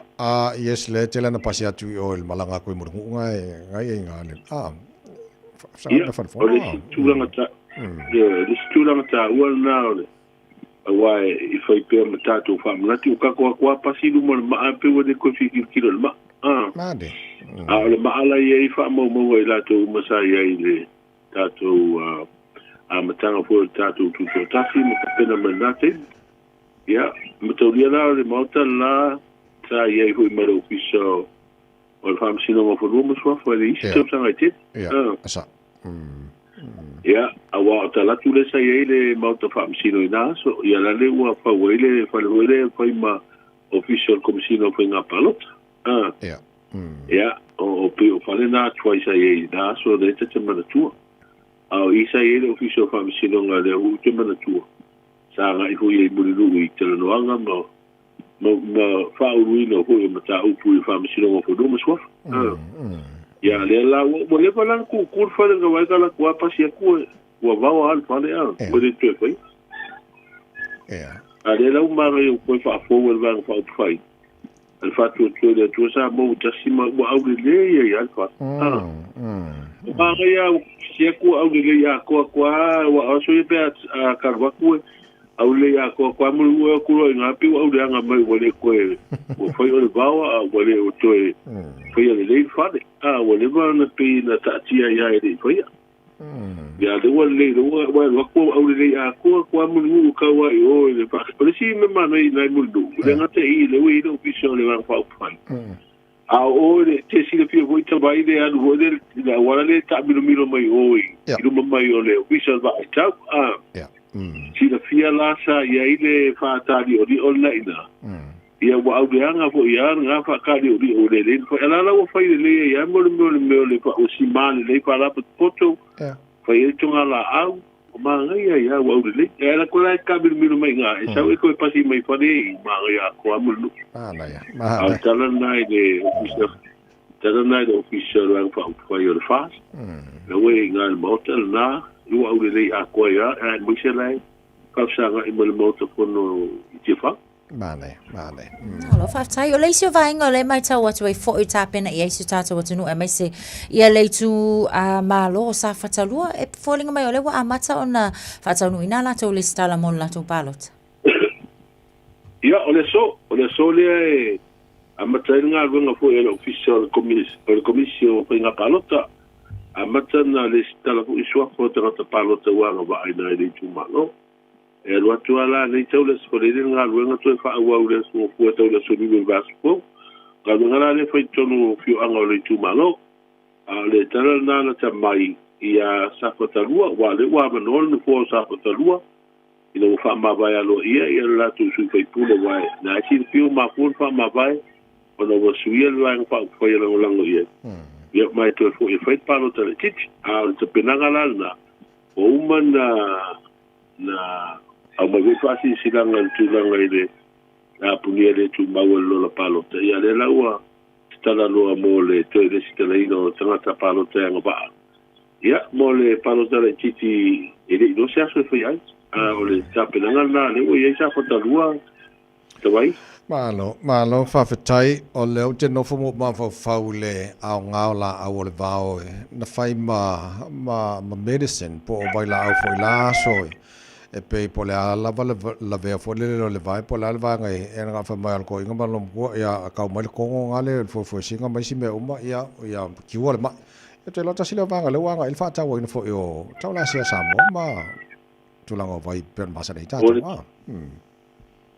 ta ua io le vanga le fa ma ite mai le vanga le Chapata Art Center io la tu le fa il verso le la tu wa le la i me nei tau la sia nei tinai ke duai to no le o le o me la mta te mai fa ko io la tu mai fa sa ele si mo mio la au le va le la i me nei tinai o la wala sao e fu le tal no fa ta si me la tu le me fa ile tulanga ila aue ona ile sa mo mo e foi ta tu bat ya wa le si tulanga ta wale swalo pule ile o ngale ole maua tu la se nei o kele o ka kula aue pe makalafi ma la upa pena sa pesa mo ai le ma o me sa mo wa awa o mata wina o tele na tai ele lo ko nu o le o fa to anga no foi ia ho tanga ia ma ua pe o mama wa ya i ka me su e vai ai pe o le tula ta wa na le ma tanga le ya o ke ro o nai tu la se e to ro o la wa ye o ni so le o to foi e ko e fa fangu mai le so se e te tu la se sa mo pe von ta tu te lo e si ta tu te lo fa pe le te vai o ko e fa le ma lo se e fa sa mo sa e e ma tanga tu la se sa fa go fia la no se e e tu la se ma o vai se fo ia so o le se o to ia o tu ranga na il ta o ta tu la au o foi vai o ta tu la se se me chama i samo e le maptanga le vai aso ta vai malo fa tai tala no ile ta o la au ta tu samo ma ne ye pe a ia wala nga tu ni la su e mai atu no ma fo le mai lo o la ya nga la o samo e na me foi le fa nga la tu su la ko ku pe ai le ka fa ku le bangu ia mo ka ko a o samo le mai ya la au fo ya awa o le fo la we ta tu la fono wa fa pe na o ne ta tu la fono e pui ma we ta tu me to tino ia me se ia mo la au le va mo tu ia la ngola au a boni o ise su le mo ila au mo ne sa o nka wa ka mo ko ile si vai tau mo ma wa tu ia tatu la au le sa ave o fa fa tai na si vai nga pe mo ile to picture nga singa de wo le yes mar kanesa ia de la o ia tatu tu la po no pu ma ru e wa e mo ni ai e mai su ka ko la au mo ile la au mo la ko ave la au nga ko fa ile mo mo va nga o le ko fa ka ia tatu le la au a fa la makala fi ko fi ki ai se ma i tu nga ho de ia o ne ko nga fa sa o le pu nga la au mo tatu sa o le ma lo va tai o la va tu la no au ta pe nang foi mo ta ro ta la mai sa mo pe ta va fa mo le fa i lo mo le fa fo mai la tino o le so i tatu talo le aso o tala man fa msino o le so le fa mo e amata yo no su e ia le tangi tu palota mai le tu malo vai mo tolu o le ko i sa tu la ila so na pito to tanga te yo mo le i su enga ko ile ni sa i dingo ni so tanga i sa mo i fa la ve Vietnam o na piden tu la il to la to to lu ali mo te mata e to tasi si le fitu afe ta tu tanga ta pensione la to i wa le ono fitu skuru to sanga ole a si tiene la tu pensione le dimos en alta la el masina po i la pe pasin talo tu pe vai ya o se tan ranga fo i leva ya so le la tu fa fo ngai fo i se pinanga te malanga ta tu manu sambo ile tu la go le ta wo ta po i o pe go ta tu lo pide la msi I le pula langi na tu sa. Ina ia ngā lua whaatasi tanga tau mo pole alava tu langa o ia ere lo tu i whare po le tā longa le teim. Ia e peo le au ngani le nāma le tu alalo po le teim malanga. Tā ua i o le tātou ngā lua whaatasi. Ia, kona i tala i o le asolulu o le neiva i aso e whalau tele po le teim masani te vai ma le tu sa. Malo whaftai o le tāra walu mo tātou nei New Zealand ia o le iwa i Samoa ia e se whaile teimi o na isia tunu o la whalau tele e tātou tala nāma i Samoa pe o whafonga le nei fwoi tai au fau. Ia, e se mwile tua aloa nai, maruru le tau motu, o la se vai ngala tumai la mai tau, tono Samoa. Se lau pasenge tau le se lulu te vai, maruru kua aloa rai maria e leo ia, ma se la patainga po se pau tuano koe o ni winga le anga le tau. Ia langa leu kako ia iuni, ke aku masinga le anga koe o le tau. Ewa ia iuni a mawanga i kimu, ia, mawahuinga i kimu, ia te lea temi o le la, ia le la e peo. Le ma ke manguia kwa lo le mo isi malu ko le aso e me se pope a to vale tudo ai le a ko a ia tau le alo lo penga le alo le fa malo fa tele to mal ta to ngal wenga lo ngatono ni foi vai aso monia fai val ni aso alo fat ya rapela foi te vai me to sala te lava ia so foi ia le fenga ngalu man man to va te nga vai tipio te nga vai el suol tanto ready somewhere pia. Ja, maltulanga o i fole falau tele no nei vaenga me o tupu Samoa. Na o batu taru headlines falau tele, taru tala mai Samoa, pea tala batu e le tai o nei, le tau tuamo o Samoa, o mai teimi o whamonianga o aso, whanau.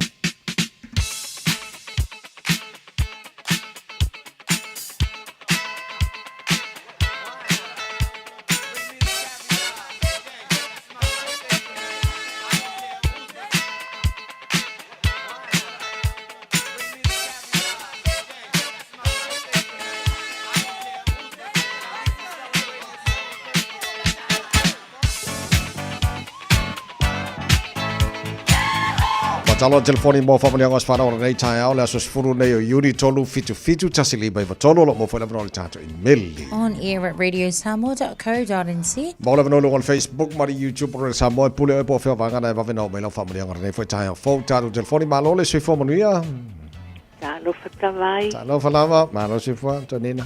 Ia malo ful soi fua la sunga le au fa petau sala tai au. Malo ngal kuen le tai au madulu. Ia o alo fa angam fa manianga stasir panau la kuen totale ya pelila siala vai nei le so ato ele. Luas fuma le fitu tau sanga.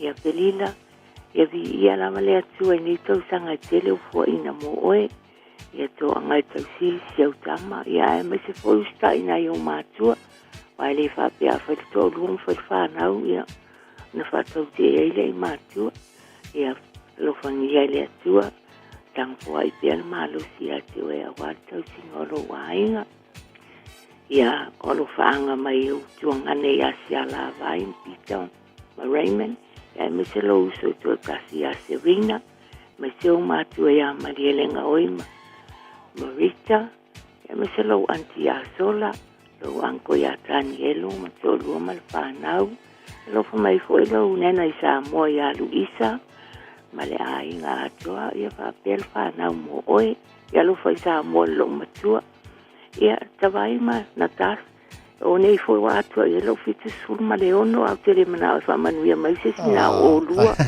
o fa se a tu ya te o lua ile fa mo le lava ia fa tai tere mo le ava no ia manuia nei ya so mo o lua fa tai tele mani foi lo ase fua le o family atu le fanga mana ia ma no nei foi tangata ia mani tele lava lo ase fua fa tai le lo fole tu ia nei te sanga tele o fa popo mo oi ia the lay for e na pepe malo si fo moria. Ya, so tu manuia lo sunga o ni ka o fo ba lo lava le so tu o ia tu ia le fio mai le lo ri ia o le famoniango skasi fo io ma pa na o sia ma pensan ia kasak to tai falani le au pepe ia o le asoni wa fo ele fa tau sanga o sio ma pensan ia kasak ia ia lava fa ia le rofa mananga leo le tua nan tau singa I whanau ia maua po ma rosi maua ron fia ia kasak ia ke roa na hoko sa ungi la onga ni kai au ia au ngā rofa le pua wha manuia atu ia te oe, manuia la onga, maua nisi tau sanga skele i rofa anga mai ua i ngā umalawa, le ngā kai a ingo siu tina, le tina siu tina i Samoa, i o ngai o ngā usong puangangi, ia mana ia la ko whangau, ia ama se hoi ia, e ko whale i siu anko ia, ia ati walu ngai ko ke mafuka, ia, ma se hoi siu ko whinge ko kasi ia se, ia, siu ko whinge ma siu uso ia, oro ko mafuka i ngā ko whale, ia, ma siu ki ngā ia lasi, ia, ma siu te mai, hoi wausu siu ka mai whai ngā ruenga, ia, hoi siu ki ngā kua ia o ngā, ia, siu ki ngā whai ngā ruenga. Ia, apa mangia kere lawa, ia, ma se hoi ia uso ma ko whingo siu ka mama i Australia, ia, msa moa, ia, e whaasisiri alo whaanga hoi o maua, matua lo ka maa, ia, pepe, i oane, msa masina, whaaktaita vai, manuia nge yaso alo whaak. Taira wana pepe, alo whaatu fo i moriale nei tai au fau, ia, aia fo i tele lo po i se whamneanga lau pito a ngalmalabana nei tai au. Le ai te vai? Le ai, ok. Lunga le imeli, le o i fo i se whamneanga lunga le imeli, ia, ka konga?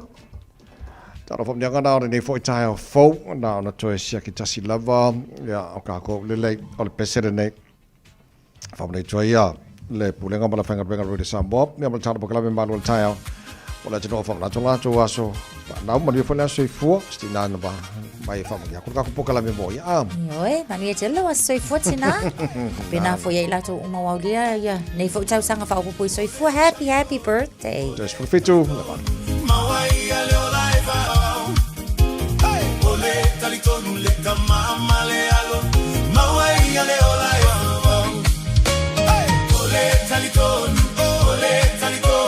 Mawai a leo laiva ole talitonu le kamama le alo Mawai a leo laiva he a utonu ile langi ole a osavali ai ile o laiva pale ole ola ile ola e fava ve auto nu ile langi ole a osavalia ile ola e fava mateno fuma lo fa ola fa pale ole ola ile ola e fava so ya feel my hallelujah so ya feel my yes so ya feel my hallelujah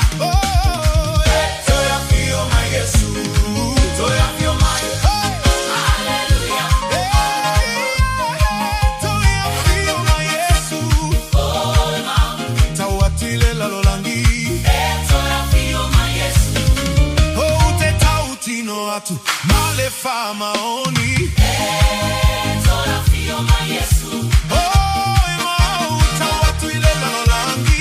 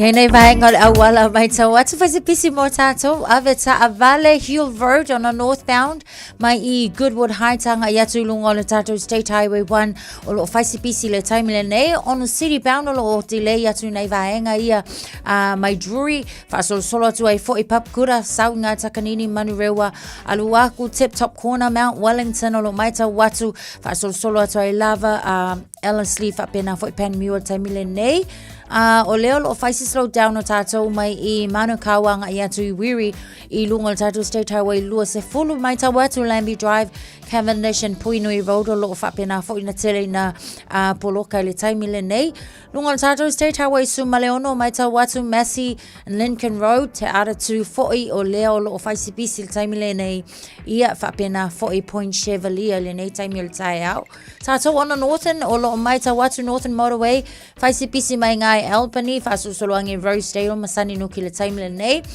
through to Esmond Road o Nera Road lo faisi bisi ia malanga ia nei lunga le tātou au wala lau papa Nisi na vaenga o le fo I mai tau atu le taimile nei tu mau fo le pisi I le ngai mai mangele ngai iane I le malaiva alele I le taimile nei Mount Roscoe hop o lo of mai tau atu foi ia o le fo lo faisi pisi mai o tātou le taimile nei lunga le State Highway lua se fulu Nisi na vaenga a o isi a vaenga o tātou au wala o nai e fe o lolo le taimile nei leis fa ala lava tau ta avale tau sisi saunga le mua ta avale utus full minute and talo le valu Thank you for choosing ClickX. Hey, did you know that sending money home to family and friends if I'm very ClickX? By Australia, for New Zealand, to pay for my mo aing. Upolo sa baki, manono ang polima, isamo na It's simple with 4 easy steps. I'm off here, ClickX. Sign up now or log on. Select Samo, mao milisend. Ainga will receive in no time. But don't forget safe and secure. Saunga lemu oila utautua. KLICKEX.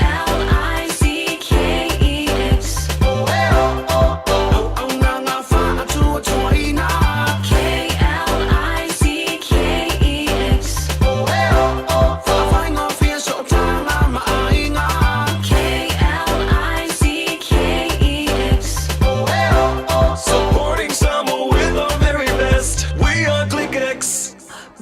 Radio Samoa. Taslima Ivatolu. Amo. Talofa Samoa. E mawhairu sosoni atu Dr. Chen I ngasinga se ole maisoka, toto maulunga, ti ngale tino, whapa ui no pauna, maisela, mangyeso malikanesa. Maule tie whamamai lo puta, mali paste, mo nifotinga, mal whamalongi no lo fufonga. Whapea products, po o loha fi sosoni wha ala mole ma dark spots o fulinga. Ua tele ungali ua mawala tau pepe o nar sosoni a Dr. Chen. Ala au noi le lua fituono tolu fitu fitu, lua fituono tolu fitu fitu, pea fiuane I le lua ono, Great South Road I Otahuhu. Au kilani saute, o sa ili se sa mo oe malo ai. O le Enterprise Motor Group Manukau o lau fale ta vale fa moe moe. O tele ta vale matango fie filfili mai ai, tele le fisosoani o lau fai ngā luenga mo oe, mo se ta vale talafia ngai, su mai I le 5 Great South Road I nei Manukau. Asias fo I le upenga ta whailangi enterprisecars.co.nz, pe wala au mai I le ovalu se lau, 5 lua tolu wha. Enterprise Motor Group Manukau, sa ili, filifili, ma ave loa lau tawani. Omo mia ni ngaluenga fai I lo fali. O le living space o lau company if so soani I le fale leo maota malawa. Amana o mia se papui pui, carport, canopy, pe fa folo heat pump, fai sau dick, fa ka peta lo fale. Fab so ta I mai I le living space. Fai a 4 quotes, maul if so soani I le finance, e le ai se deposit.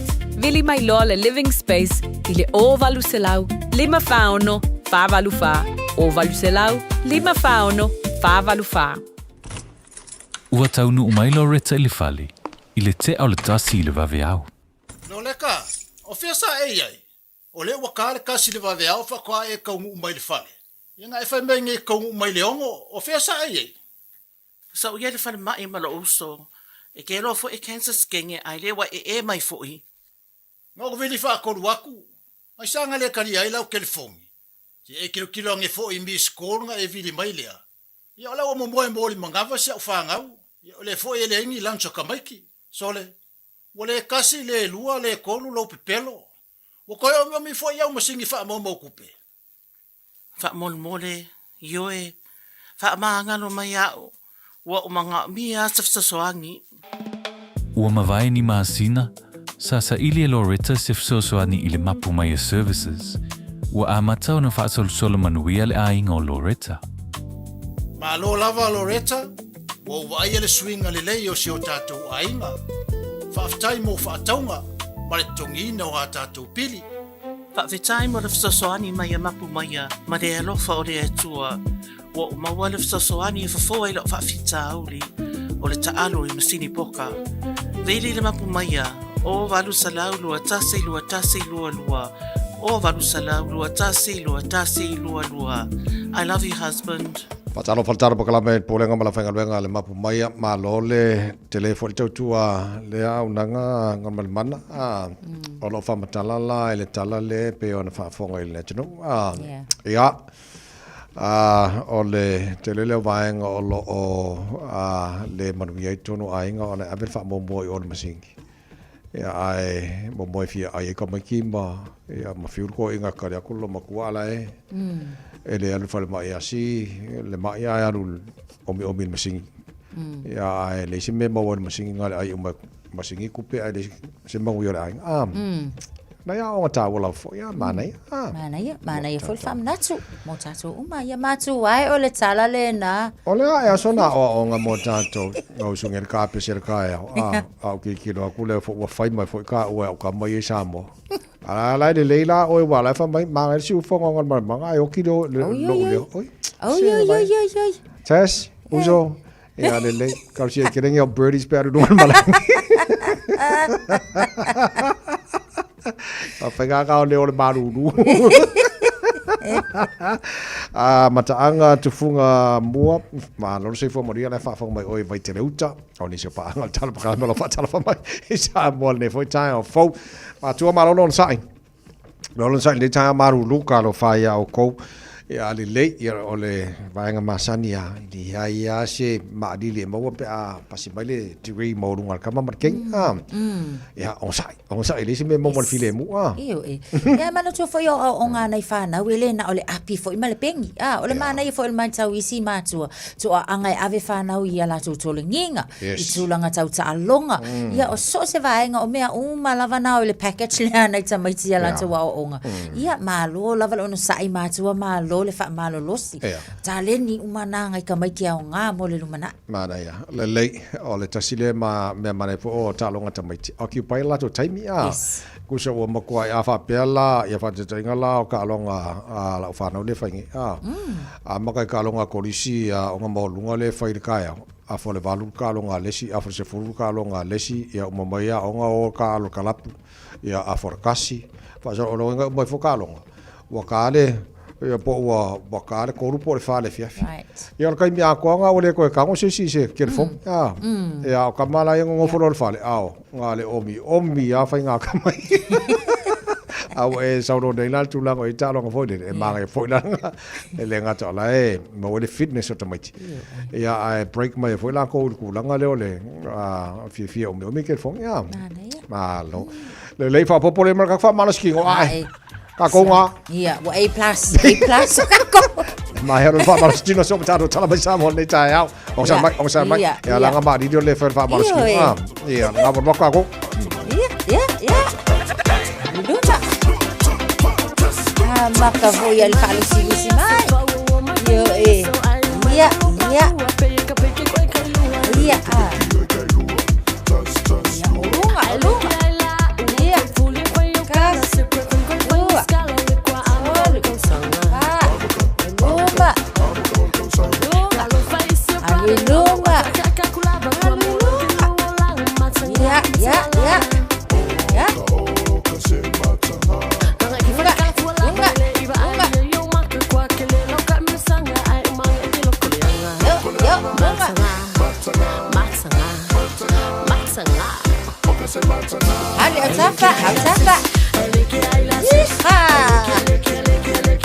Ay,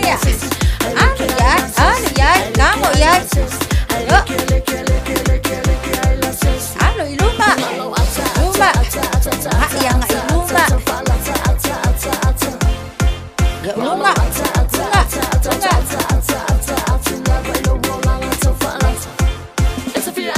kak kasih rumah. Ayah.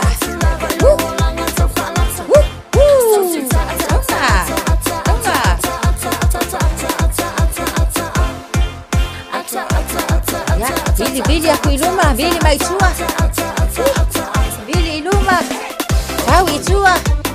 Anu, ayah. Au tafa. Anu au kafa. Yo. Oi. Ayah. Bunga.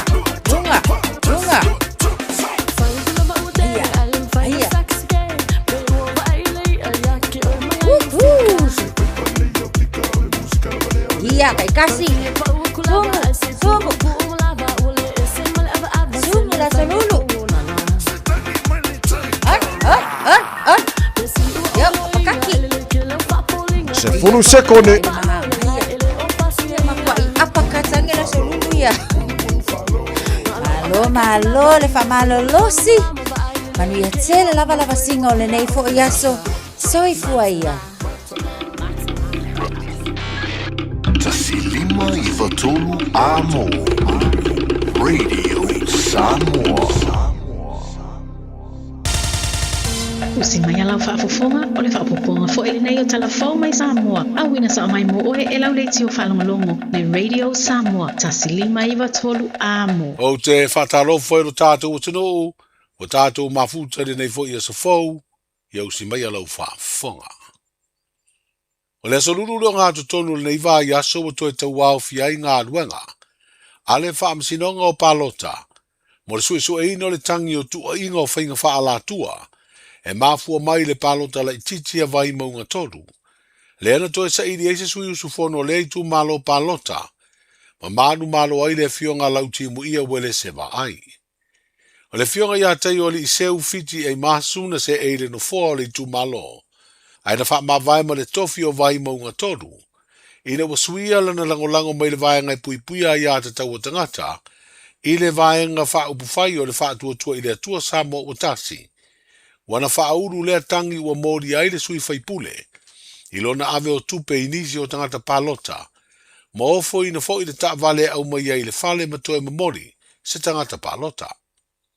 Wa wha uru fo i le fionga lauti mu ia wele se va ai lana tangi. Wa tali atu ai i mori anga fo i o whainga wha ala tua. I wha ato sina o lea palota la ititi. Wha sanga i le fionga tai o li iseu fiti ai masu. O le sorua le vai aso na te nei na vala awai mo le teimi mua lea tangi tau palota.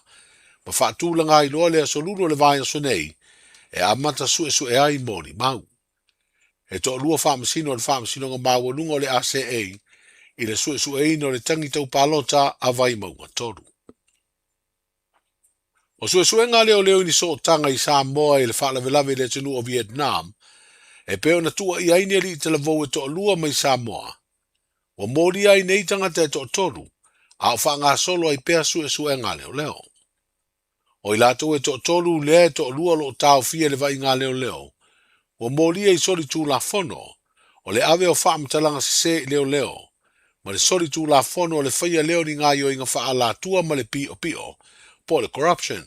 O le ali o James a tua wha pel te mai tai o Nakita Giles. Ma le taude leo Fred Papali. Sa tu la il fam sinonga fai tu malo i le solua. Mo le vala unga mua o lato morianga. Peita i le tu inatu ni a lato tali. Ona le fa mautu ina morianga umaleo leo. O James a tua Nakita Giles. Na tau fia mai leo le maleva le faleolo. I le solua sfuru valu o me. I se whainga malanga le e New Zealand mai Samoa mo au kilani New Zealand. O i lato e to toru o molia o au fia le to iwa o tangata o tau fia. O na toe wha o ngā lato tau ngā tupe. I se wha atonunga mai le vaenga sue. A le whare tupe tu te tono o Samoa. Ma le so duas fu toru o le masina ne yo yuni. O le ato e tutu la iai i lato o molia. I le wha amasinonga wha i tu malo.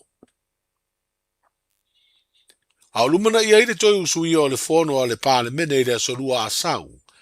I le wha moe soala upule le tala wha te tau au tū fau o le tupe. O fuafuanga o wha ta o to mai e le malo mo le isi se furua masina. O ana ngā luenga wha tino. Wa whaelo ai le amata whaatino le masina fōua i ulai. O le siitanga e 5 se lau tālā, mō le pensione o tangata mātutua, i lātou waulia le fitu se furu tausanga masiri atu o le matua o le soifua. O le saunoanga le minsta o tupe i le wa whaataatia le tala whaatau o tua le tupe, mō le tausanga wha le tupe lua olu ono le lua olu o fitu. O loo whaelo ai e tusa ma le fitu afe lua se lau valu se furu 5, le au pensione lo tātu o sinu o le a maua lea si tanga, e 5 se lau tālā. O le au pensione waulia le ono se furu 5 anga i atu le ono se furu 5 tausanga o le soifua, e tolu se lau tālā i le masina, a e fato a anga va ai le 5 se lau, pe a ulia le fitu se furu tausanga o le soifua. O le masina fau i ulai e amata maua ai le whaamnianga, e lua se lau tālā mo pepe fau, ai se lau tālā i le masina, mo pepe mai le tasi le tausanga se i le lua ma le afa tausanga le matua. E lua se furu miliona tālā se vai ngā tupe, ua fuafua le malo e wha aluai, ia malo o wha moe fito a wha matu tupe o lea whaamnianga, ia anuari le tausanga fau lua o lua fitu. O mafua lea fuafuanga, o na ua wha iloa le minsta o tupe le na saunuanga o le tala wha atatau o le tupe, o lo iaini teuteunga o lo fia whaia, i le tūla fono o wha laptonga wha putu ngā tupe mo le lumana i marui o tangata, wha pea tā penanga le mtanga luenga o le atina enga o ainga, maanga whaso tai, mō wha maumaunga o whana witi. Wa avele tu alalo le te i malanga o le tātou manu sa moe o le tātou utinu. E avatu lana lango atoa i tā penanga le aulaka pia Samoa, o loo sauni i le ipo lano langi le tausanga fau. Ai maise o tā penanga mo lea wha moe tele, e ala i nisi o tā milusanga wha wao malo, a o lumana i ai le ipo lano langi au se tālia. O le vai o le fonga va ai le loto i fale o le pūlenga o le lakapi, wa wha lia ai le teitai malanga le sunga i asua heze di Jeremia, e iai o na fianga tele i tamata alo, ma alato tā penanga, mai tā ua tele ai le ngā lulu e whatasi. Te lele a fianga. E amana tua foi tātou e tele atu ia a inga o tangata ia o le la hau. Mai atu te fia ia ai uma i tūlanga ea whaelanga nu. Ea o nu mafio anga o aina mai kalesia. E amana tātou wala wina e peona iai ese mai le tūlanga e peona iai le whaporkiki le tau e tātou. Ia pise i ua a vea ma vainga wala pela pia il fatinonga o nisi fa o nanga tonu lava ia o le tato kulenga man Samoa o le aver fa mua ale fianga ia le marutu spisi o nei mal tato kulenga i tape nanga fa atasi mal kapteni ia ma le vainga o le leadership group o le matu o le au avele matu te pataurai i tape nanga i fa malama fa va malole ia i ulai ia ma isi fa malama fa malo i le tausanga nei pe na i November i le tato tua ia Europa o isi ma va nga le falo te fale o le wala fo i le afia ofisili ia fa perke telefono ma le tato la pisa mo e na fa ma le fatinonga o sala pulenga uma ia ina ia mo se toa ta ofi fo i le tisiringa pe ma la pema fa tamata alo ia ile le vesi tanto fa no te fali mai ia i foi la le tulanga la fianga o alo fa na o la tunu ia ile tulanga ile le vesi peona ia ile ma fa na alo ile afianga langa o le fai tau ia ainga o tamata alo mo siul pulenga i fa sara launga e peona ia i lunga o penga te failangi ia malunga o fasar launga ia i le ea. I le mwhana arofia. Ai o le nanau ta inga ia te au male pulenga. Ia ina ia arroi whatasi loa ia le tātou lakpie sa moe peona iai. Ia manisi whau i lātou lo le laitu. Ia ngai mai whaul tātou au. O le ua latali o vaa. I le whamoe moe le lakpie le ipona langi tau sa whau. I Australia. Ia leo tātou la e mai le ma o fofanga mo fo e peona silafia. Le awa whamaalui o whema silafia e maro lantanu. Tūtana inga fo e peona whasara lau whanau i tele ai. inonga pega te whailangi, seu tana inga, ia mawhina ngalo whaania. Ima vaenga foi lewa a matau na tali atu le Laki Samoa. E whamanino nisi o vala o lo whapea ona pongi sai pea ia nisi o mamalo le atunu. Ia o ta penanga na vea tātou au. Ia o lo avele fokasa le tātou au i tālonga o lo lomane. Ia hai lafo lesi vaenga i le tātou executive. Ia male board. Ia seutana ia awase for ia mole na ilumo le tātou lakpi. Sua o se whaiva e si ia e tāpua, ia e manuia ai a si ia tautau lia. Ia ai langa o se tūlanga manuia, o le asa utu alalo. Ia o le tualalo lava ia le pona tama whainga. Ia e manvolusia lava o le la au. Ia whairere o whatau vaha, whaima whangatau mole le whaiawa iulu. Ia le malu tusipisi. Whapea ia le pūlenga na Mang Samoa, le kapteni a Tangaloa Theodore McFarlane, ia maniso tino maritua le tātou Mang Samoa. Ia lafo mai whatutuanga i le tātou au mai lango lango, whatala ula atu, ia lau te talo, ia leoa, ia wale masi i le tātou o le au leo le atu nou, ia mai wa fo ini e se senga o fina ngalo ma la ngona pe na ia il tulanga o pulenga ia ma fatinonga o le tanto la Samoa ia la fo atu i kaita o la tunu pe na ia il tono la kapi ia ma la fo itu ia mo mirna lo fatasi Se whaatal tana noanga, ma le te malanga o le tātou manu Samoa, le fionga i a sua hese Jeremia. Tala i o le nei aso whailo i pea, soifu. Pui pui lau a inga i le tau malulu. Au e te whaatali. Whaatonu nei loa lau tui ar fulu. A whai ngono li mau tau sanga pe o vatu. Pe maua o e singa se tū mau. Mai tanga. Po maua foiso o alo i singa se tau manawa. E ma whai o na whai a fua lau tui ar fulu. Tanga iane i leo penga te whailangi. Book myvaccine.health.nz e vave tui whaingo fie. Mo whapesili manisi whamtalanga. Really Maile Vaccination Helpline. O valu se lau, lua valu lua iwa lua ono. O valu se lau, lua valu lua iwa lua ono. Po o le fono.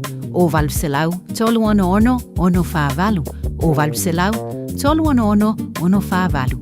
E siri le puipuia na i loa le tonga fitia. Whai nei loa lau tui ar fulu. Talofa, we're the Katinas. Talofa, this is Pat Lam. Talofa lava o aola pi marina. Mau pelo li tio. I le Radio Samoa tasili mai tolu amo.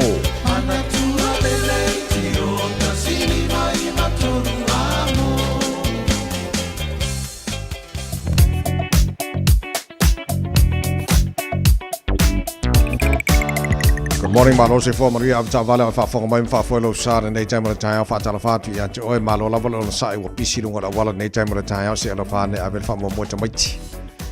Mavai buying or Walla or Losita Miti also on a fast so in a lot of Valley Nature, PC or Walla, Faisipolocal, Malangatu in the South Young, C4 westbound. State Highway Lucy full, about 2 mile away, link mount State Highway 1. Westbound o le State Highway Lusiful. Ai le o Massey Road off ramp Facebook local nei vanga o tai au malanga mai sifuanga i Southern Lusiful lava lai mana flow mai pasi mo le tunnel around Mount Ruskell Dominion Road on ramp anga Hillsborough Facebook local pasi mai o le hanga manaia a firma la vale le Lusiful lai te va vatula sama mai no winga lai pisi lai flow lava.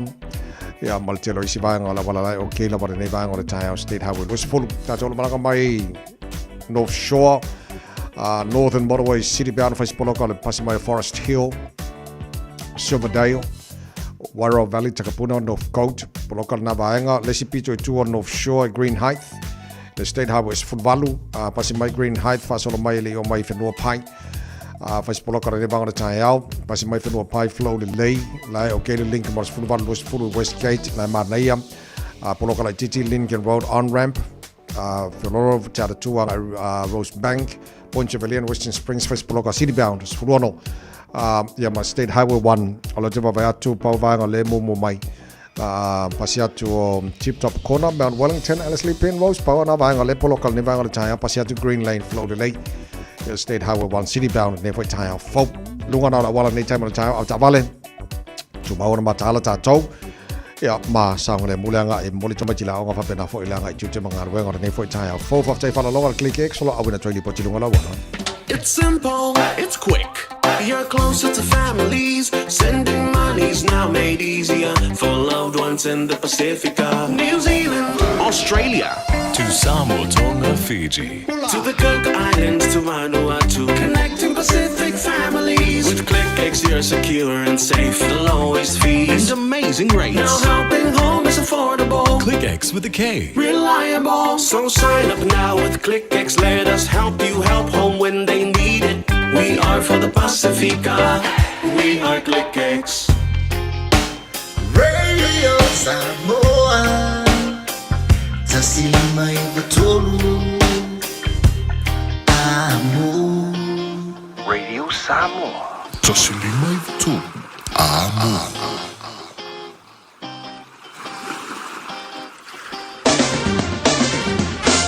Baiklah, coba lihat channel Chau Malo of Taylor Tenule, my mom and father from Baile, Proclame Manuel Time, very Samoan and for time of time for one on John Vaso time to Yay Baba to Samoan, Los Futolo, Ilma and Funnel Air, then the Vango Time will tell Eva, all to Mowing along the little Tau Samoa, Sevanani, Savang Samoa, but with Timu, for my love, Town find out the Los from Maliva degrees Celsius, Mono of the Villa Samoa, so. Lo sumber fai lo na mawalalo len tala no il tayo fasimaru lo to lole ngayele kau malu e samo yaso ya fatalo fatu anga cara pukalame linga tala tolo i vai tele uta por sunga ya mataanga te funga bua ya malto telo pa anga cara pukalame so sabango samo lo fa funga mal nei tema tayo linga tala Facebook or YouTube or samo fa bena for FM 106.1 malo la versi formaria Matano pat fo il motu sae Brika Samoa malo la versi fuori nei fo itaia fo Taro bawail tulang oile tau I baanga se Australia Kurai mate malo se formaria malo le tinu se baanga Australia lo taro mafutele nei fo itaia fo I le mo Canberra limo il manu lu nei baanga le taia o le fa solo awa oi po unai wanga mamani so times for limo mo ngol manu lu fa mo wina mo Canberra le so Fatalo fa malo le tino so vai ngam Melbourne to tela tato fatalo fa mai le taia malo la versi fu mo wies fu lima o il malo lu ne vai ngol le taia fo winga fa mo wino tau mo Melbourne le so le pa ultimo ni so taimi fa solo malo si savili mo watu malo si savili le fia na nei fu luiva mo lunga na malo le fa mo wino mo Melbourne e le nei fo yaso Baba tu sini Australia good morning malo si fu mo wies fu tolo il malo lu Ele nei time le taia awa o pa una wanga mamani so time lang le lefo ni so time lo su tolu ma ele vela o ko ri am lo su tolu ma vela fa ma wina mo senior study le so Brisbane is full lo il ma lu ne vanga o taia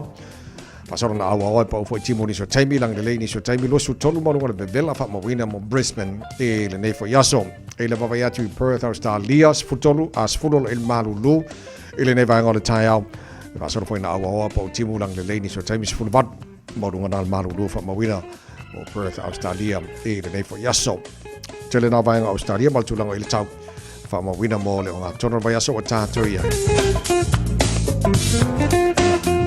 Tamba ki makau rau au kilani no whanga whasal langa Radio Samoa fitolo ile malu lore nei taima le taia wa watu whafo o ka susuru mana ia mai le la O winga na tau fa mawina mo au kilani le so susulu matango fiela la te robainga au kilani se fulima ka morunga na maru fa mawina mo au kilani le so no lona mawalalo tai ampe au lia tutusa le lei ale tau nei matai au langi le lei le tau te robainga au kilani le so tai au tutusa le fo le maru fa mawina se fulima I lona morunga na bainga yon tuatu las for raile au lang le lei tau fa pena fon au lang le lei le sto nai pena ma le so sama le so fu ma le so lua o le yaso o luma na yato So it's fully malu lu lo na malu ngai fa pena fo it's fully matai au it's full ono la so for ma la sto na ma la sa ya it's full fitu la so fu ma la so ngala ka fio lo la na chi fie le ya o le maula lo la vo numero malu lu na le ya ya fa so solo ko lu ya la ka fio lo ya all tu la na ya ole fa mo mo mana tu na mai la ma chau ne fo tai mi ole tai au to mo re sa mo no was full even o tai ne le tu la ban Taro tala mai Samoa pera whaafonga le tunu te whaasala wina mo e pia tali tula e se fulu ma le lua le aure le so. Mal fitu poana nei fatu fitu taro tala mai Samoa nei vai aso o le tala valu e le tai au tai au. Na ue whaafonga mo whanongongo fo e taro tala mai Samoa nei tai au. So whamonianga mo na yo tato matua a pensiona. Ma nei e whanongongo atu so whapela se mo you lai. Mo la tau fitus full tau sanga lima se lau tala masina. 125 a week. Manga ia. Mo ne whamonianga fo i mo la tau. Ia le ngate leo na i pepe ma tunang whapena. Ta pena o mai malo te lol va o le mana lau whanongongo. O vaenga o mai sa campaign ia le whainga malo le fast. Tau le whainga palota. Tau le ala sa vali ama mulmutai. E vaenga na fola le tino which o reflection ia mo le whainga malo e whamaoni a lanto folanga na whai. Ia le manu ia fo ia to telo le tino pela o la te na whanongongo atu. Ia maltato manu sa mo tarsia ia. Manu ia le tau whainga maltato manu sa mo. Ia o le autu o le tātou ngara sa mo le na umatu nei na vai aso. Ia fua mai monga tele manu i o le nu. Lono ringa la a le leia ma popo ia lunga le pulenga. Ia ma telefono malanto uma. Ia la solo mai fo na manu i tamata alom tuna fa pena. Te lo le autu le o le ki fatala ula le. Te malanga. Ia pera fatala no si o tātou ready sa mo i pia. Le tau tuamo already sa mo ne fo time o le tai au. Ina o lua se fulu mala fo te ni le tula. Valu se mai la fa fonga tātou mo fa sa mo ne fo tai au fo.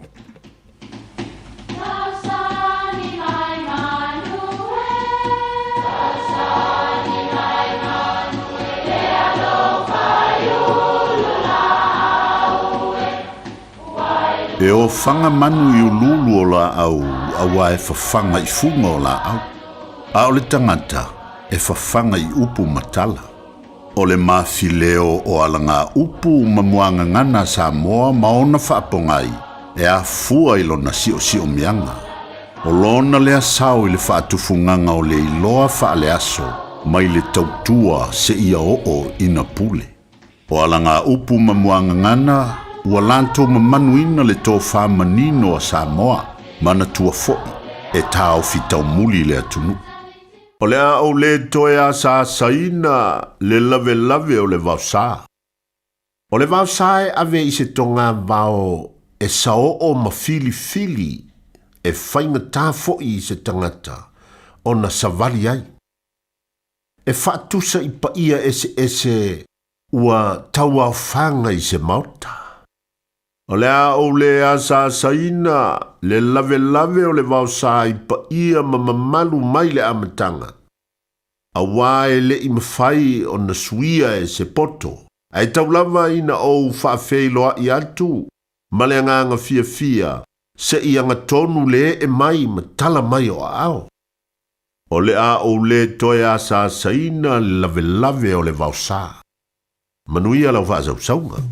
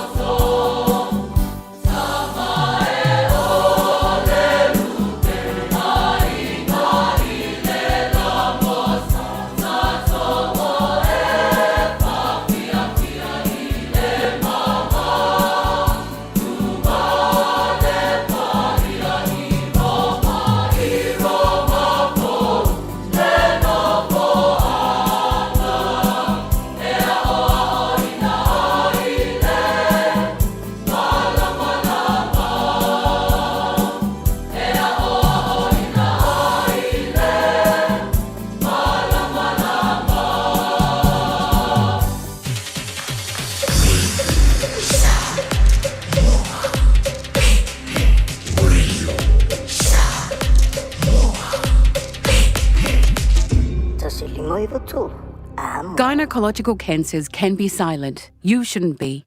Learn more by visiting thepowerofknowing.co.nz. If you're unsure or concerned, speak to your healthcare professional. E le te tau ia oe una nā tia a fianga o le ka nesa o tutonga sā o te maitai. Mo le sila fia atili, a siasi le powerofknowing.co.nz. A whai o e popole pe le mautinoa, tala noe lau fo mai. GlaxoSmithKline New Zealand Limited, Auckland.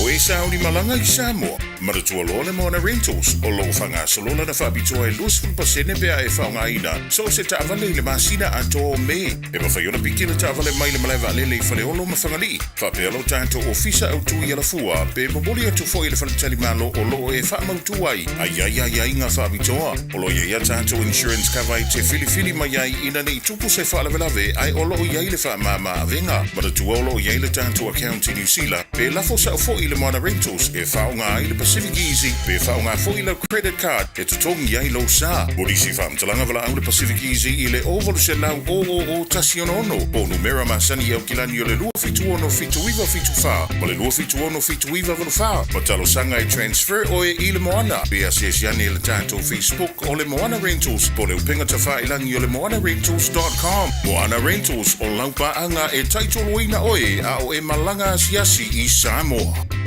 Ua mawhai nei o na whaata want to top up ale Digicel i lunga o le upenga ta whailangi a le ClickX Pacific. E mawhai fo i o na lafo aise leni i le MyCash a le Digicel i Samoa, tonga fiti mawaruatu i le na o le 5 ta la. E le leile reiti aso taitasi ma e whaingo fia fo i o na e listalai. Asisiane i le ClickX.com e lafo aise au top up a le Digicel. Pe lafo ai fo i sau tupe i le MyCash a le Digicel Samoa, tonga fiti mawaruatu. Morisi whamtalanga wala au le Olua tasi 5 tolu fafa. Olua tasi 5 tolu fafa. Talofa o waleni o se electrical inspector Samoa, tolsu 5 tausanga o tautua ma o resta reina fo i mole waina o lo mauta, falsam fatwhainga luenga, fa peli pe ina o vaivela ma o ngā umu. Walau mai lo waleni o Amos Electrical i le olua fitu, lua no tolu ono fitu ono lua, olua fitu, lua no tolu ono fitu ono lua. Tasilima i Vatolu Amo Radio Samoa.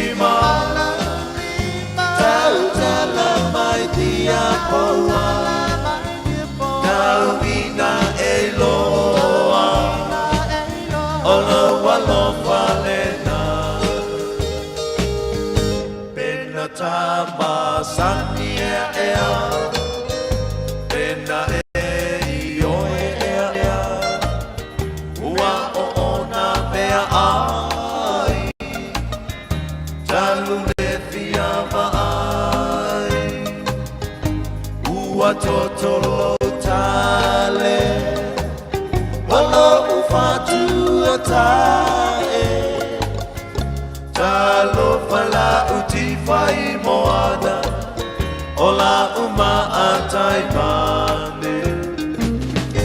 There's plenty of fish in the sea, there's plenty of trees in the wood, there are also plenty of birds flying in the sky. There are also pretty girls, but the only one I love, and that's the one I love and adore, is the girl from Samoa. Tele a ole sapi, telefoni la au ole vau, tele manu fele lei ile langi, tele teine apakasi, ai sili ai oe la fele, ole la du Samoa, mate mai la tupua, bete no Tele on sami fa vi fjanga mile 5 stars ele to to mo already samo mal proclame maro le tai hao en roto luos fulu ono mino tolo to talo le July eva ta tu ele ne fo ya so lulu os fulu ya so uni on ta fo longo ne fo to sanga so lulu over yesterday tasio mo le no fa aurol ta to maro le tai hao ta no to ile fjanga con sulo ta to malo ni se ne yo sui lava le samo malo samo to ne se ne le fjanga ya fe mata le malum to filau por so lo fa po leo fa tes mai le tara po klame le foi ta fo fi mai le ta po klame le ta no fianga mata malo si fo mori ya ta o mo ni lo sunga ta vai ya me spo I fa fong ta po I se ta tu lu ni ta o fo mai la vai mo te de si mo witi me spo I o fo pinga lo sto fi le tua ya na ta mam tina ma tua o fi la va o mo me ta po klame ia fa taro fa tu le nganga fa lo ni ta o maru ta va sa le modern le sound o maru le tai au fa tai mo fa no mo tai mi ma le so le la fa si maru no fo le tai au se ta tala no la titia se ta fa mani no nei va ngai e ai nei ma tu fo nei e o mai ala to I visa e ta fa mai nei ala to alo fo ima o lo tono ni se le nei a o tai mi ngase ai la to e pe o le tau sa ili atu mo se fsosani fo le ya ale malo ya mo tong fitinga pe ya ese le mai ai la lo poka me malo mo ngase nei ya mala to ya mai ta fa ma ya te wa a fi fo ngase tono ni sila a fi mata ia pa te ya ta mai tu so pa si ni ta wo lo pe ngai pe mo si ta tu nu man tu a mai nei o ta tu tanga ta si mai se o ta tu a ma tu na ta mama tu ia posisia se simai ia e responsible al tanga talianga nga sponsor ina kanga mane o ande tu puine pe mai for mai tu langa fa pena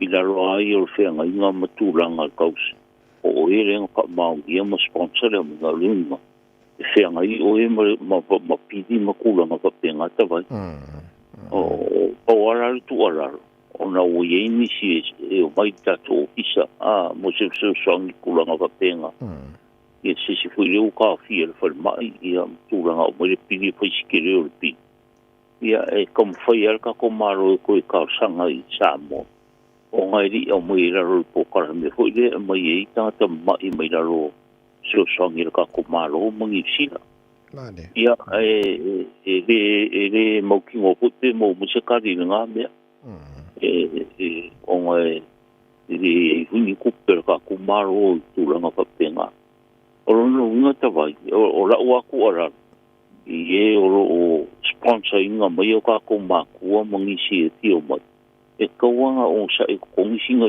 I travel insurance mane e kavai la ko mai ni sita o ang me kupu mai ya la e kava mai insurance nga o tulanga na yo tatu matua e tualalo ko ia tulanga papena wa e fai ia o makuja mo e kukuri ai o ele nga sponsor inga kulanga papena mane o le si kulanga tava ia wa ku ngi u ki nga inga le falpa ia wa kaua foi ka ko ngoma stong fiti ia si ronga fa maria ia inga ia fainga kongi pidi tulanga fa pena io a pika ia foi insurance travel insurance mo ila pa po singa ia ele pui mo ia fa pika o de kula mi fa pea io o le sira fa pita o ni tava o le kanga ka fo ile a mai laro po karame le pe o ngai ka o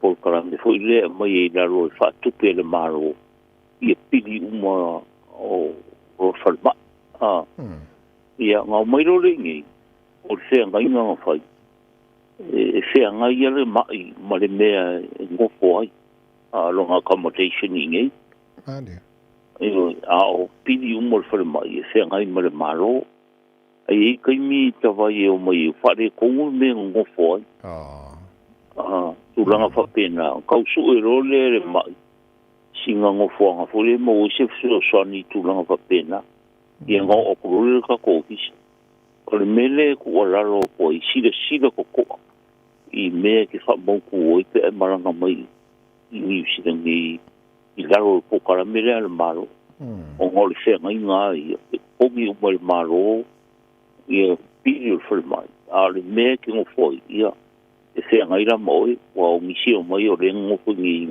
ia ra ko ai nga mo pana ia tai me ku lai mai ia fa pikau ia on ko su ro se me no foi ia tu langa ka un si ko ai ia fa mo tu le me no foi ni si la o pe ngai tong tinga ta vai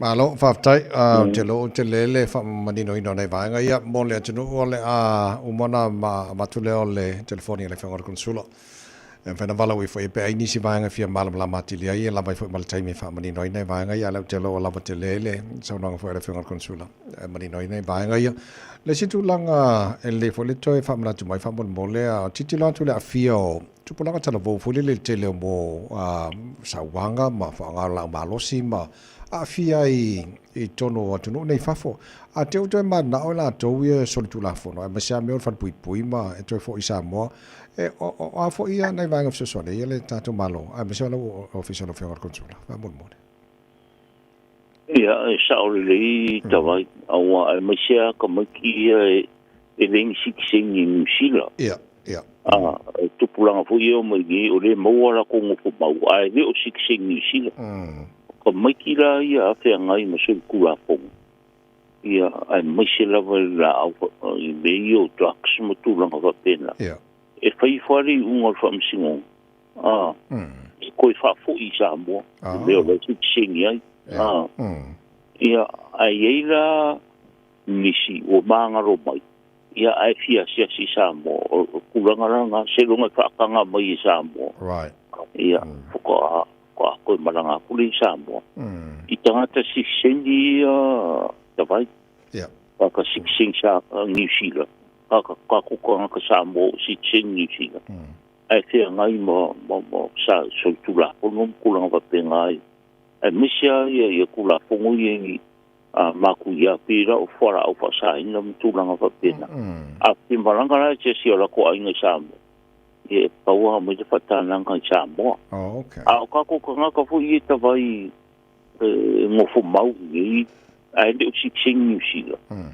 ai se ngai mo popo ga mo kula ngai o sul kula ko e mo fai fa ngale a famsi longa ni sila ko ki poki ri sa mo tu longa pa pena e la a wala fai nga pui ka ko sa mo i de o ko nga ka fa pe ku sul kula me sa sul kula ko ngi e re fai mo fi ho e ka ko maro sa mo na e ko wan si sila to ai ku langa ia po ara ku ara ro ta vai ia e ko raro ko a mesia e sulkula pongo dio wala au pasa ina e mesio o winga bata nga makula nga papena no ia sile ia ia so afi share ia kula nga papena ia nga ko kanga o le o malanga mai o monu ia ni sila ko fa le tonu ai me papena e hunka ko mai ka winga i le ko po mai Vietnam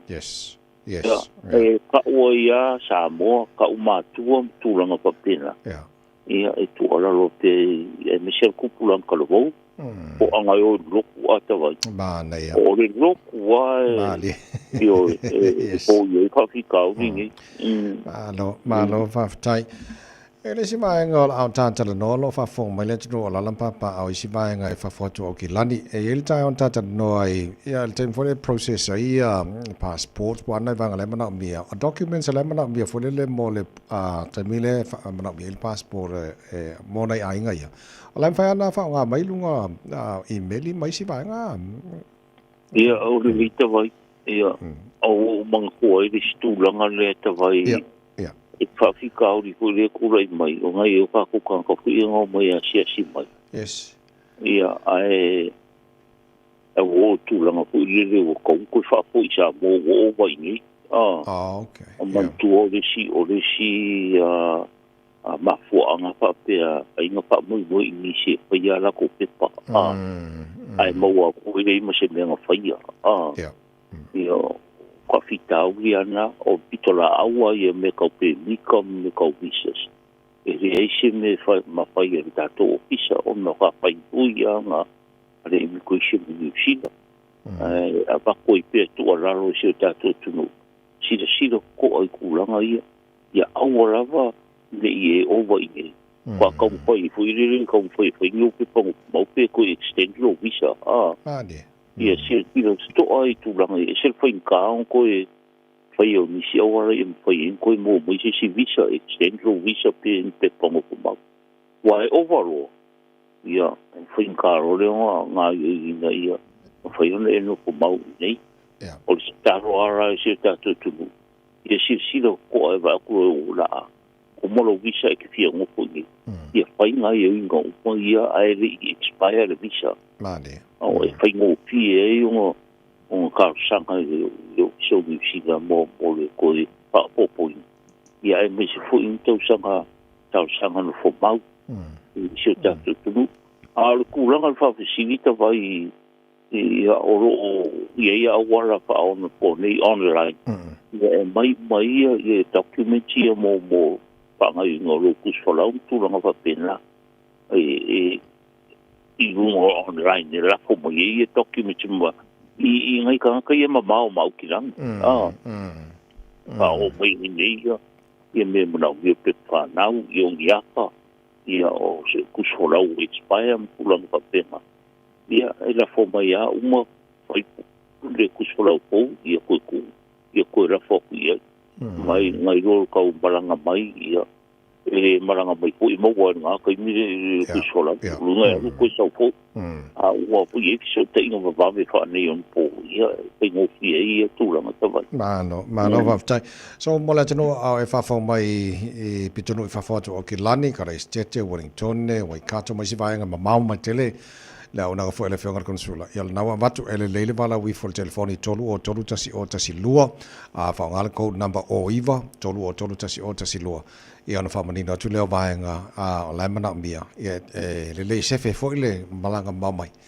E au kila ne fai kong ka fo pensingi la kong ka pasese ai mole atu o lo tele tatu o lo mai sa mo fa mole ia le lo sa no la van fa mana tu le fa ko sula mal tar bo kalam alo fai foi fa tawia ka ko lo so sang foi ta ba ai ngo sa mo la tu e sa o le ta vai mo ni ngo ku sei mi poki fa le o ia vai aso mi nga sa mo le uma mai ko ke ro fa ka u nei ko lo sa mo mo be ko ke le nga fa sta i si ta tu ia on o le ama ia po i matulanga i o roa wina mai e se tātu renga ka le karo ma fua whaeranga. Au mea i o roa sa moa ia e pau mai i pokir mo ka kaukia e vai asore o le ngana sa moa. Ma roa whaaftai e tūranga o le alolofa fo i o ngai o ka kukanga kai.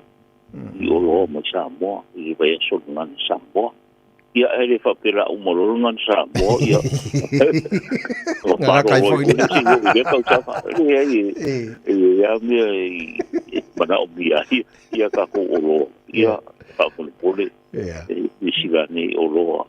Si ta tutulu.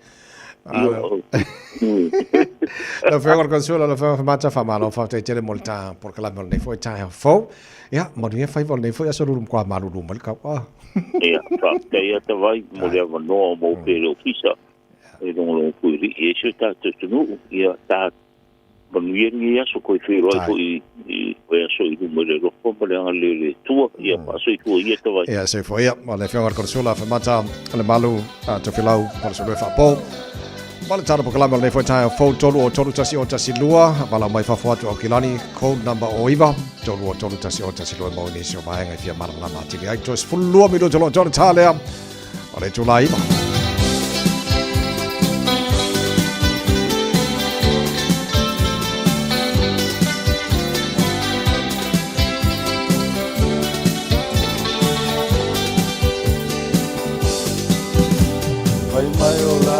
Moritani, Italane ole pale maie, la puno no wai o alivio le komiti wataua ole papa o misi,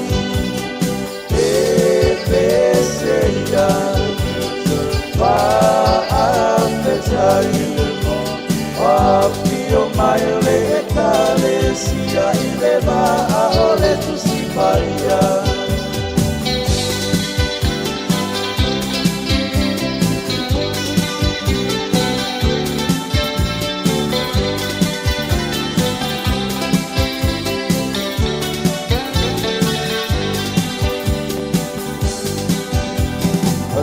Solo mayo silotu e paali o le mautao Aua mautu le paamale upu oi Uato ilalo ase oli E peseia Paafetai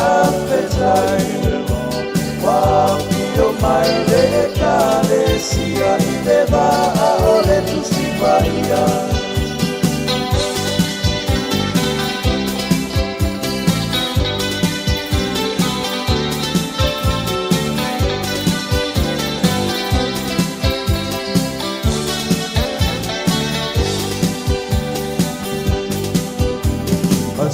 Masina e tuau, sina malona vai tutu.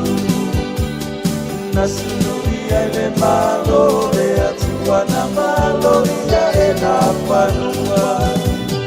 E peseia, pa afetai, wapio mai le ekalesia i le va ole tusipaia.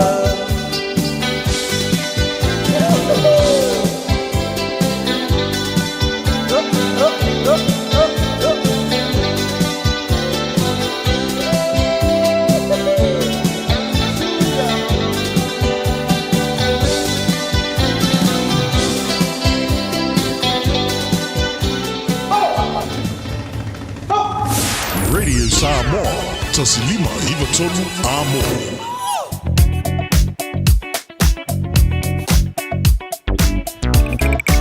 Mai al tatu le Spotify mo wala wala nei tai au tatu se sile tono lo tama le tu ale tai au World Auto Limited nei fo ia so lulu tatu ye lunga la wala lo ye lava nei banga lo polo kama nei banga le tai au al tele lava ye lo tau te atu pisial nei fo tai fo of vale ma lo lava lo sai dei se fa of lava mai le nei tai mo le tai au ya fa na tu masani of vale sa ngore mu lava o fa fo ina ta vale sa ngore mu pa se tono ta vale lo e fa fo ina mo sa ngore mu ta vale fe o so se banga la wala la fe malanga ingro nei aso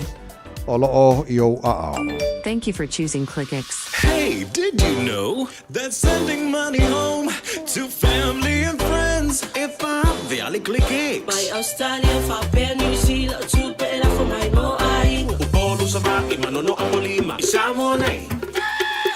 It's simple with 4 easy steps. Sign off via ClickX. Sign up now or log on. Select Samo mao milisend. Ainga will receive in no time. But don't forget safe and secure. Saunga lemu oila utautua. ClickX. ClickX.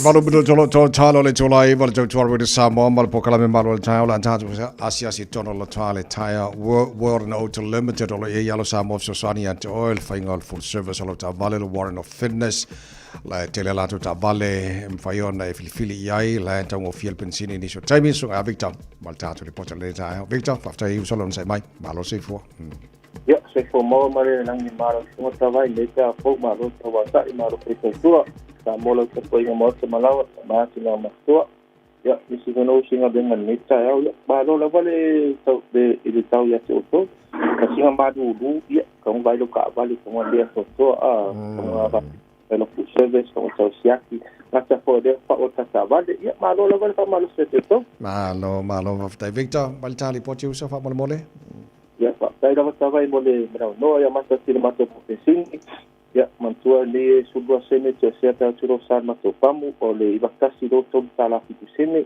o makoti solo go tala ba fitu sene o ngalo airport case sipro airport skantona tato fa do le moto o turo tabali ma to ngata fo mato se e fata to tin ku so mon sa mi to ro so fa mata no me tonu e te ngava ala ma to se be so te tasi fon kesi o LPG go su liva tala i sene tanto vi fida do kesi tolla wata te profesini o mato a parisinia la so dai tasi de matolu sta maki road to service transmission service de por el wolf a pa pe ngai tiro mo kinole to to sia ki mo diro ta vale sal ki mo mata vale ya patino ya mato di fina fo mato ta vale te smo runga o li lift o pa so pas no ko reflex roof wheels engine repair ko talela fe ta vale ngato poreta to low spring o tato spoka ya mal mato scan pare tengo ta vale movia so mo la test por uma ponele pasi de por el wolf Panjang mato scan fare tolu mata fole mato ta vale pa ta vale fo ta vale tuai mo mato ta vale mato ta vale SUV mato minivan mato pikia pu ta vale la ta vale fo mato folo lo mo mato ta vale tuai ta vale singa dengan to so ta vale tuai mato ta vale apa pe to sia palai na le sene la va por mas ya pensemos palai so sa me mato ta vale mo te umanalisti ya umatu ale pa loko pa masa la po apa si tu la ma to sui dong ma to ta pa o ale sine te por pe ma to pe na tu la ngam oi ya vedi man ma to mo o va ro pa to lo o mo se pa mo nga sa por ma to pa pa ile status ile status se solo pe o sa pa pa tuai apa pe tu asa o la va pa so o se por ya ta no pone ese samo mo se swani hata por ma to win o ka se kinai a ma no pe su lima anga ilunga sai dos kundu fa pe kia palai no ma to pene el dia sutala il verso sui pa faro ta vale lo que está to vai to malu go ma to ti munga ma se la wala tamna le so pa oropsa o ma to siaki ya pa pe pare to no ko ti me to na su yes puri lo ga alignment ma to foi le ta so siaki lo ya pa ta vale o ko pa mu e ti no pena su mai ta to pa ya pe vi mai spag ma to numero o ivar tasi tolu tolo ma se san nunga formato a website por mako Facebook ya esi ya fa site vai mo no le fa va sa mo se ko mai mania fa site Victor fa temo le potele nei tai mo ni fa va nei fo ya so te fa bino tolo tolo talo le tu la eva sauni mai mo talo talo fo elenga ngana sa mo so se yuli mo lau pa mai le pese RUTA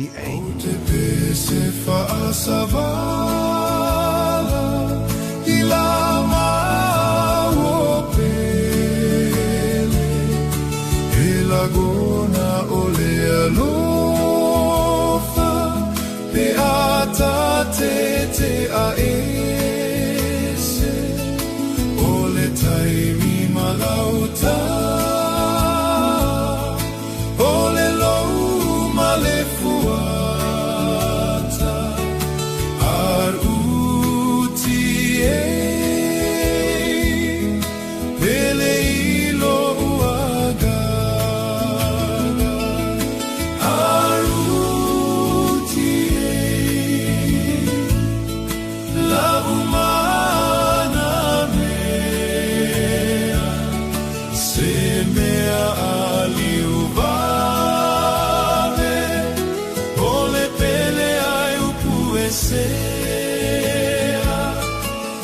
Sugamate la utupua o te leta uatua o le la au e tasi e lua lanu o lona fua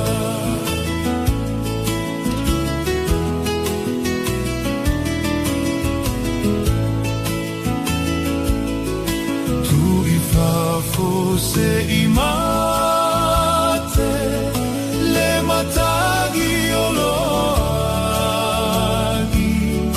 le matagi ua toga pe agi o se lai ai fatu o sa uteu e fai maute o le alofa e te toe mana tua ita malata ua masaninga aruti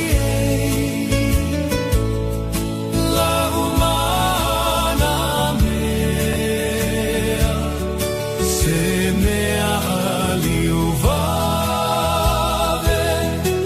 o le pele ai upuesea sugamate la utupua o te leta uatua o le la au e tasi e lua lanu o lona fua o moe i le po moe miti o ufoliga pei o le o soae fa'alau o le masina ua lea i masetasi e fa'alua ina o e darling la ulupe toa tasi sao tiuai aruti e arute la umana mea se mea aliuvare o le pele ai upuesea sugamate la utupua o te leta uatua o le la au e tasi e lua lanu o lona fua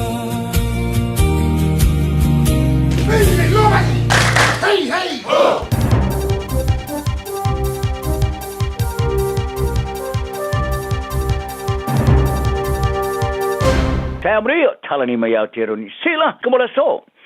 O le whai loe pātia le leipa ia nā e inga whaatino mor wha mama a venga le taung tār soi whonga i le so, bea na wha ia e le te iulu Chris Hipkins. O le isi o sui tau wā fō le pāti, mor whai ngā pālota o le tausanga nei, ia Kingi Kiriona. Sa a yoso se seo na ia longoina i le au whai li poti i le asonga fua. O le ata pena ina i le pāti se a i inga whaatino mor wha mama a venga i le taung tār soi whonga. Mor whaato sina o le whai ngā pālota. Mulmuliane whaari e Hipkins ia Kiriona ona ia haoina ia misteli o whelo inga mautistala, ma ua whai lava siona a yoso. Ai o le aso nafi sa longa i Hipkins il program and morning report, o le whorwhala ina lava i o le a inga whaatino sa manino mai. Ma ia ta wai e iainina i wha mama a venga re taungu tāra soi whanga o le a whai lua le leipa, mai o le atu tala noina i nā iaso whasalo mai. Wharia Hipkins, o ai inga mo tuperatongi whaalafonga mai polo fiti o me tō tino maaseti, a tangata e whaatawina por capital gains tax, o ai inga whaatino au tūna re pāti mo tupe whaalafonga. Ai o lo whaawona tilo pe i ai inga whaatino i mea pe o le tō e seo tupe tului mo whale mauti tongi. Au te meneo se lo ilonga o le afatino nei tala noanga le leo Superintendent Rakesh Naidu. Ma pa tia le lei pai pena whaari ai komisino leo Richard Chambers. O Naidu sa wha maoni ai la songa fua. Ina wala wina le lisi o yose tui tau wā fua le leipa mo le whainga palota. O lo tūlanga suma tolu le lisi o sui tau wā fitse fulu o le leipa. Le ai atangia mai ai le telo sona wano e ulufale le parlemeni. Le sa le fia ai Chambers. Whaari ai Chambers. O le mata whai oia nai du, o le mwhai niona tue whatinoa. Mai sa ratau na wawe longo i e lona whanu nonga whaporo kiki o iai. Mai e tā ua i le lusi, i le tusi o whasino manga o tiu te leo. O whapema iai o se ise pe o nai du i lona tūlanga sini o iai. Sa ratau na longo i na komisina i lona whanu nonga. Ai sa longa Chris Hipkins te uro le leipad proklame el morning report. Sa muri ta i e nai du i ngā se senga i le longo i na leo lona pule. Ai o leo auli na nafi sa whaali e Chambers, o se toi loi longa o lea whaatino ina nei tusai ma le teimi sa whai aitala no anga nai du ma le leipa, a lumana i le whautua ina o leo ilo na fia tau vai pa lota. O whai anga tele i le maloni u sila e whai se ngai o inga i ta alonga whaatau tino e pio le tamo e whaasa sao po le run it straight. E bera whaali ai e le whaalapo mutonga so sani mo whai ai e whaamanu alia, ma ta uai e tasi lava lo whai ai. O le talonga sa amata e Australia ma lau loa tele i New Zealand ei. O nona malo se o whaasala lunga i lunga o wala so tenga lau tele. Le sa whai ngoi o le tamo e whaasa sao. O se talonga whaatau tino tele. I tangata Pasifika sa mai toina le mafuli. E ta alo ai. I lunga o le malai, o le tangata e tamo e ma le polo e whaatari tali mai e reisi tangata po e matamo mo e ai. I se sao e o, i ai whaasanga lesi. Ma whaafito ai tino. E au noa le manipulo yulu, a poni maenga mo le saunga le muu. O le tangata e malo seatu le teime fito ai, o ia le nai mana malo. O tau wanga sa whai e New Zealand nei sa o foina i a whaerunga tupe i se maulunga. E o kulava le luse la wafe ka la. O le tero whara abutonga ma kulupo ta alonga i New Zealand tangata whaapito i soe fo malo loina. Sa matua e whaitio ina nei tau wanga e au fiai ma le lakapi li ke New Zealand. O le tamatela vo ia Ryan Satterthwaite e se fulmari iwa tau sanga mai Palmerston North. Sa whanoi le ola le tau sanga o mawai au ta aloi le talonga. O nisi o tangata sa awai, sa vai ele matapungia, matongo fitia au whai ngā ruanga o soifua malo loina. Sa wha maoni ai ele minsta o ta alonga Mark Mitchell le vazonei, o lo wha wona ngā ruruere malo si tūlanga sui ele tōla whano. Ai wa wha riri ta mātai ofisa silo le wha la butonga e so soni mo tangata e a fia whai ai, le Headway New Zealand, Stacey Melbury, o leo o mai ari tau sanga. E rei lewa se swinga o whaia. Ma ia whaari ai sa la ngā le Headway New Zealand, ia tungalunga le ofisa o talonga New Zealand, sui o le parliamene, ma le ofisa o le saunga le mua ngā luenga, le work safe, ia meo le tau sanga turuai. A e o mai lawa le teiminei, e le to e whaarongo ina lava, se i vanga na uni, le sa ta wai, o le atalano ina e le ofisa. O se alisa sa e seia mamori e lona ngau ingo poloka sukalaki, e whaita wafe maweta lalo na tau. Whaari e leo, o le ali e tosuli matau sanga sa tua ia lona ngau i o le silia male. Hi wafe ta lao le tau o poloka sukalaki, mai se vaenga e tasi o au kilani la vaia. E luasu tasi morianga o fteia e male ari, sfumariva ne morianga e so tanga mare ngoi whaloloa. Whaari e pule asi o vau ianga ngoinga li tūlangi o le taulanga o kilani sifo Wayne Kitcher. E fōringa mai o le ari, o tua ia lona taula i o skalaki, mai supermarketi ese i le vaenga o le taulanga. Whaari e leo e stasio ngoinga sa tua ia i le ari o ianga o skalaki silia male tolu afe tara le tau. Mai supermarketi e tasi tiara tū. Sa tula i lari i whaamsnonga i whaunga le vaso ma whaua wai na loka. Se ia toi tula i whaamsnonga i au kuso. Ma los kolaki. O le no hafi rau pasese sa oso i tua ma soa le papu i puisi mai Wellington i le pōle stonai. Wa whaia ni ngai o inga mole ave sea. E to o whātanga te sa ri potia le whaamanu o li ai le whaalawalawe. O le to lua le pasese ma le to lua le au whaingalua ngana whaafi. Whaari company mo na whaafi le Kiwi Rail. O le no whaafi o toi tu ne ilunga o le alan whaafi ma vai lua. Ai le isifi ilunga i afata i tasi o le whaafi ilunga o loli. Mo le awinatu le no whanga i koe li pe ai. Whaari pule awa o le Kiwi Rail i Wellington e Andy Lyon. O no le whaafeinga ta telo le ngā ruenga. To a mai ai le aso Friday. Tā longa.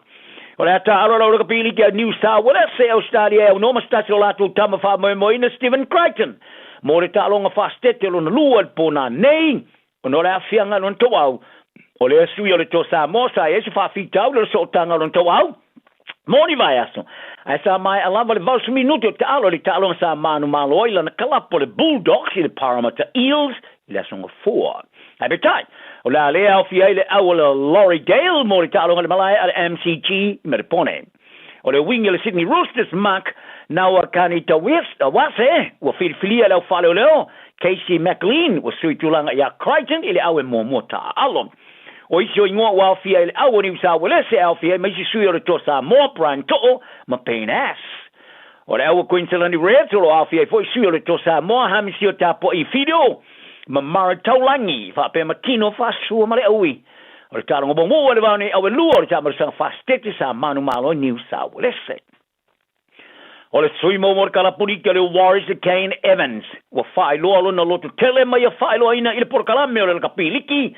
Australia le ale 100% footy ale televisiva New Zealand ile son fua o io se kei o Evans at alo mo mor kala por Sydney Roosters le Parramatta Eels Australia ma le Warriors New Zealand tamar sangal NRL il vale lo av su fa ma lo fa lo futasi ta ia fai lo ile por kalame ile me fai tau se fulo tau sanga o ia natia e o lava ile na fala feel on falong on gay ta ia fai ai o se falong ngona o le motua malu ia pito sili o na leanga ma ia ta wai tolu ia sini au tu sa ia ilo na olanga o le ta alo le ta marsanga o NRL fa tau se fale ona matua o na pulele ilo na ola sa ia ilo lava o lai titiane o ia se kei e sa olani ile muse fai lo ina ile fausio ni papui puia soa se ai mai lona tangata tonu sa tala no ai Evans o le sumaliri mon tau sanga sa ia iloi nai o se kei le ia lava sana moe o le mana o pule luna ola ma le fefeola ma tangata sa tau mawhai fa atonga falea o na tapa ina fa amalo si e tupe te tongi mai a te pule blackmail ile teimi au ta alo ina wala tu iloina o se kei o fa'ari ele tene talo le leine tua la kapi fa va malo le Black Ferns and New Zealand male au le Matatu ya Amy Duplessis o lona no ta inga te alo fa sanga tau le au fili te mai ta Leona Peritania mai alani fa pe mar fi ta alo le ta mar sanga bri por rangi o mafu anga utuna o saini ai se fenga umi male kapi New Zealand o le au fili te mai ta Leona Peritania mai alani o le malanga ta milo mai New Zealand ai mo stembo mo ya September o le tau sanga fo e tolu talonga fai taulia male Black Ferns la talo ai fa pema ni ala tu talonga talo ai ma au fai tu malo ni sila mani au fili vala ulia e ma se misiona au siena o le sta fa inga leo le tiro le au fusu fa tai pole amateur afiki le sa te utsino i sa mo fa ngole vaso e bona manu malo mai pine au re tolu sa uningo le on sumar fa tu sanga to tas tu to tasi o Samoa o le whaia onga whaururo fiti a Cam Todd, sa matua I wha fia le unga sa Yelena ana tamfusu, I fusu anga wha tai, ma ia ta wai o a vea nei maki au tū, mo ala tō tā pena penanga, mo le ta alonga maro le tau purenga, I le masina Ford Glasgow, I se kotilani. O ia fusu anga sa whaia le pō, o fusu anga wha professor, le sa wha tau teia ma langa rongoina, e le tamari longo ai whai purenga le rangi wha muina to le tai David Tua. Tala na ona yaso ang lazy ma ia manuli alo waso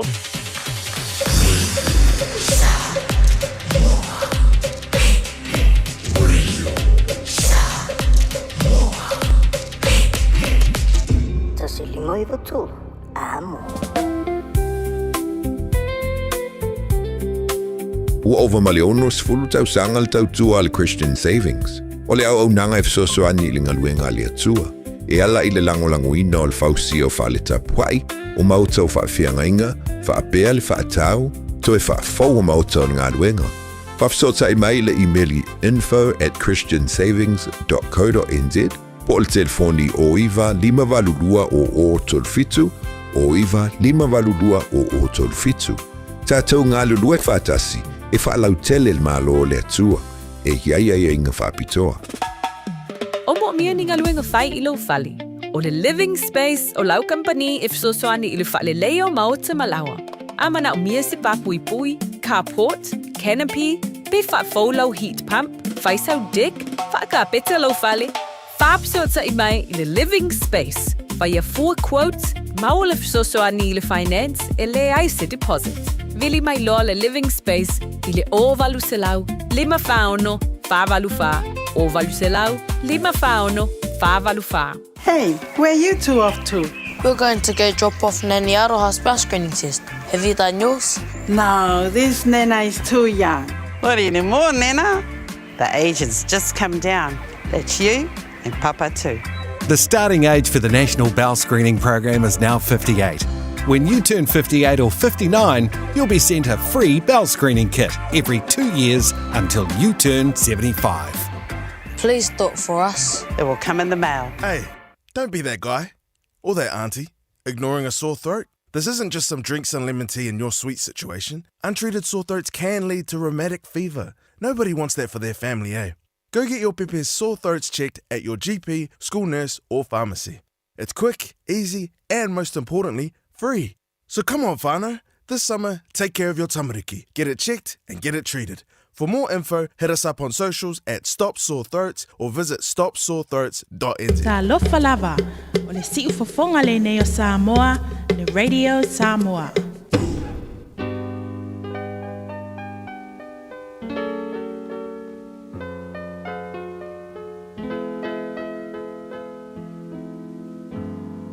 Faitauina le upo le poto no le tautua matavela linga Fusi and Sons Funeral Services I Mangele ma Samoa. I taimi o mawhatianga ma whaanoanoanga ona o le maliu.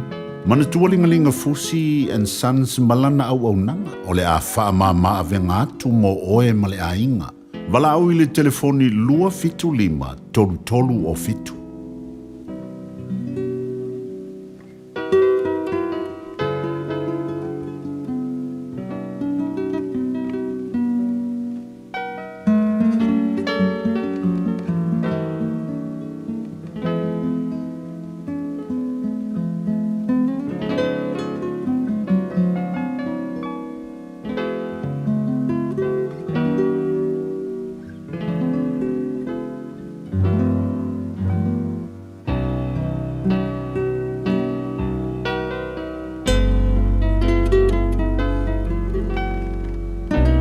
Matau se fulu o le tusi o fata oto e faita wina I le upo le poto o le nei fo I tai hawho.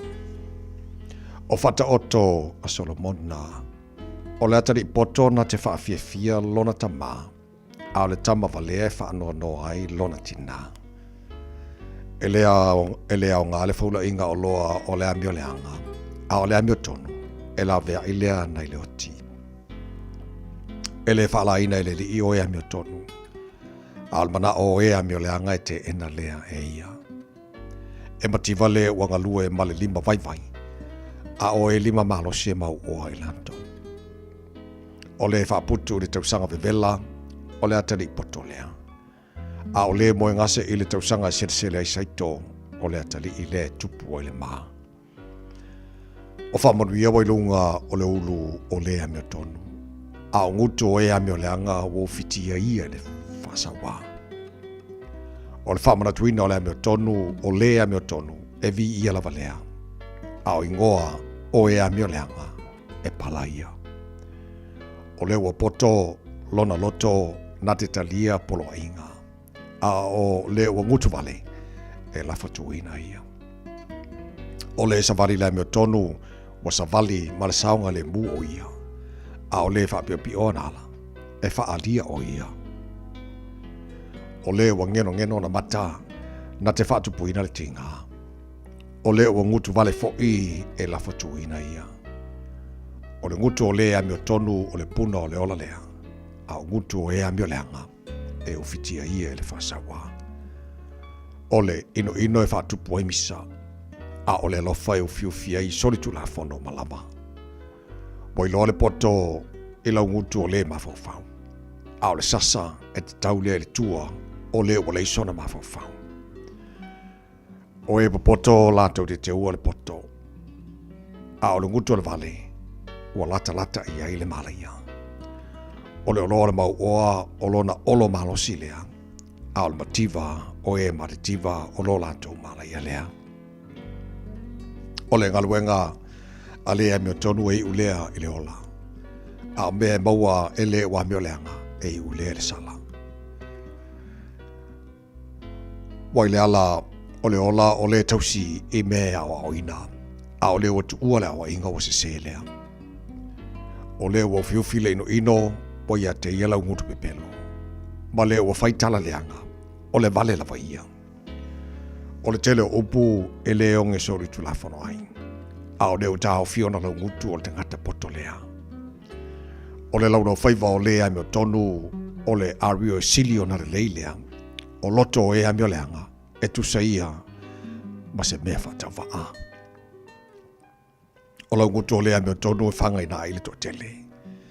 A oe vale lea e oti lato. Ina ua leise mawhau whau.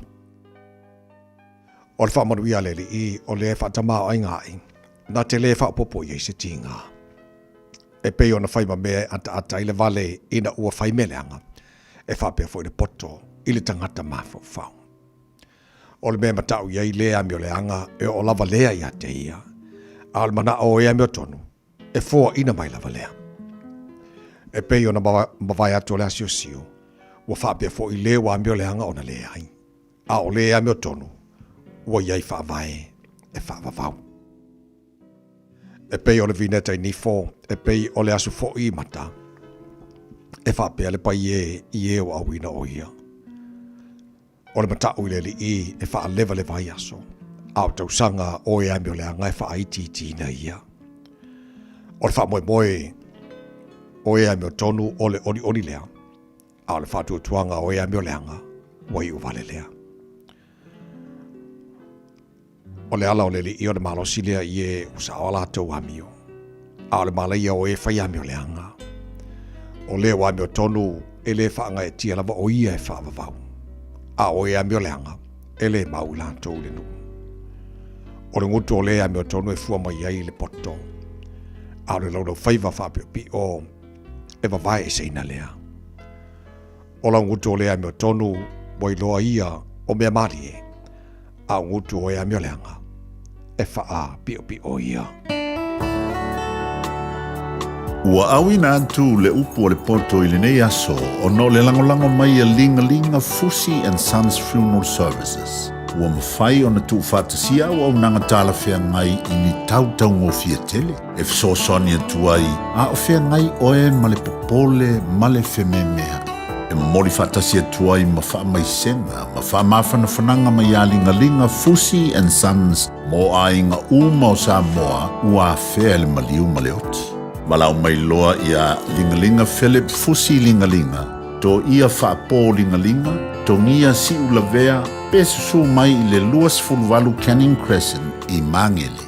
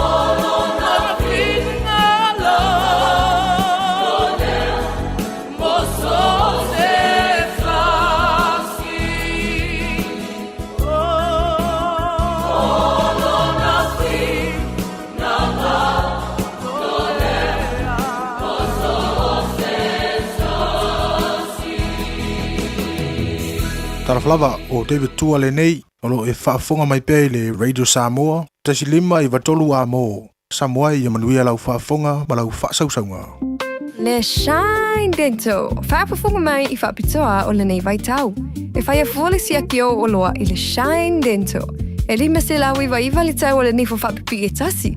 One Tooth Acrylic Denture. I le Shine Dental. Susu mai I le tātou whale fau. E au tafa lava o le whale tuai. 5 Great South Road Manukau. Telefoni 255 ono whawha. 255 ono whawha. Oso. So, fe o kausinga iau makari I la manga iau lau ka wale fau. Aboi amu uso. Bye. On the Enterprise Motor Group Manukau. Wa uso yaid kaya wangi. Lei yang whakamoe lau whainga duenga. Ai o aku rea fia wa show lau ka mai lunga lau wala. Pa ma koinga ka vale. Piki apu SUV, van. So koinga ka vale ha. O feet for cover. O le 5 fiku Great South Road Manukau. Pe vile le over se lau 5 dua kodfa. Enterprise Motor Group Manukau. Sa ili, fili, ma ave loa lau ta vale. Kia ora Aotearoa. Good news. The starting age for the National Bowel Screening Program has dropped from 60 to 58 years old. You don't need to do anything. When you turn 58 or 59, you'll be sent a free bowel screening kit. Happy birthday. Even better, you'll get a free kit every 2 years until you turn 75. Bowel screening can find cancer early when it can often be successfully treated. It's free, quick and easy. Bowel screening saves lives. When you get your kit, just do it. Ua over maliono sfulu tau sanga le tau tua le Christian Savings. O le au nanga soso ani le ngaluenga le atua.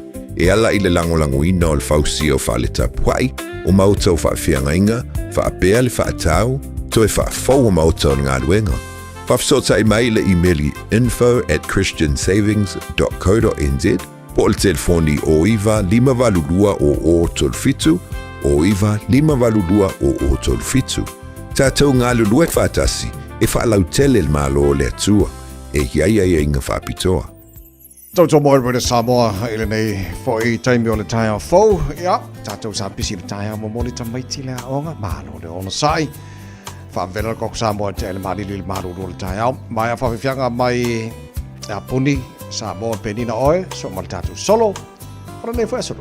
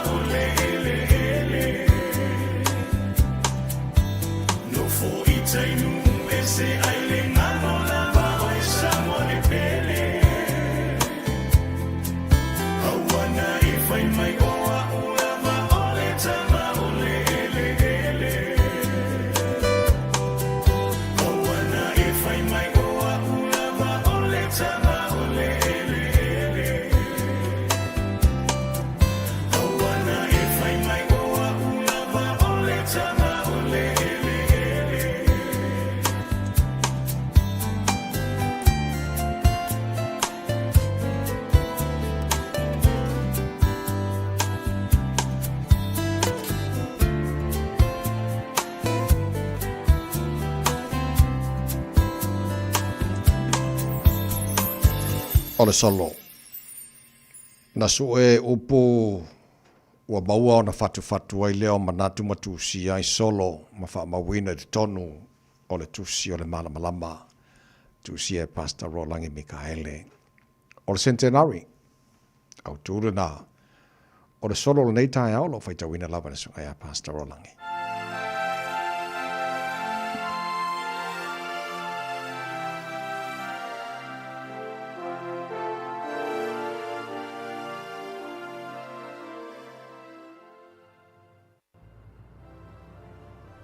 A malu le afiafi. A malu le afiafi. Wala fo ia lo na paolo. O le mautu wha solo, e te pē le sumu. E te pē fo i le wha torotolo. A ngai o i wawe le mulumu. Ia wa e ngangase fo i le vai olo. O le tasi ma le lua, tau lava o le taritua. Tusa pē umi o na e wha la. E le whaingo o fie, o na moa so wa wanoa i le tā. E mana tua fo i la. E te ausia lo le tausanga wha, i ona e sa afi fo i lea. O le atausia o e maa pelpelea. Wa le to e usu e vai fo alamba, pe siaki mea whawhanga. O wa o lato fwai walo filimba, wa peini whawhine whaatosanga. E te le to e popole di au lava lava.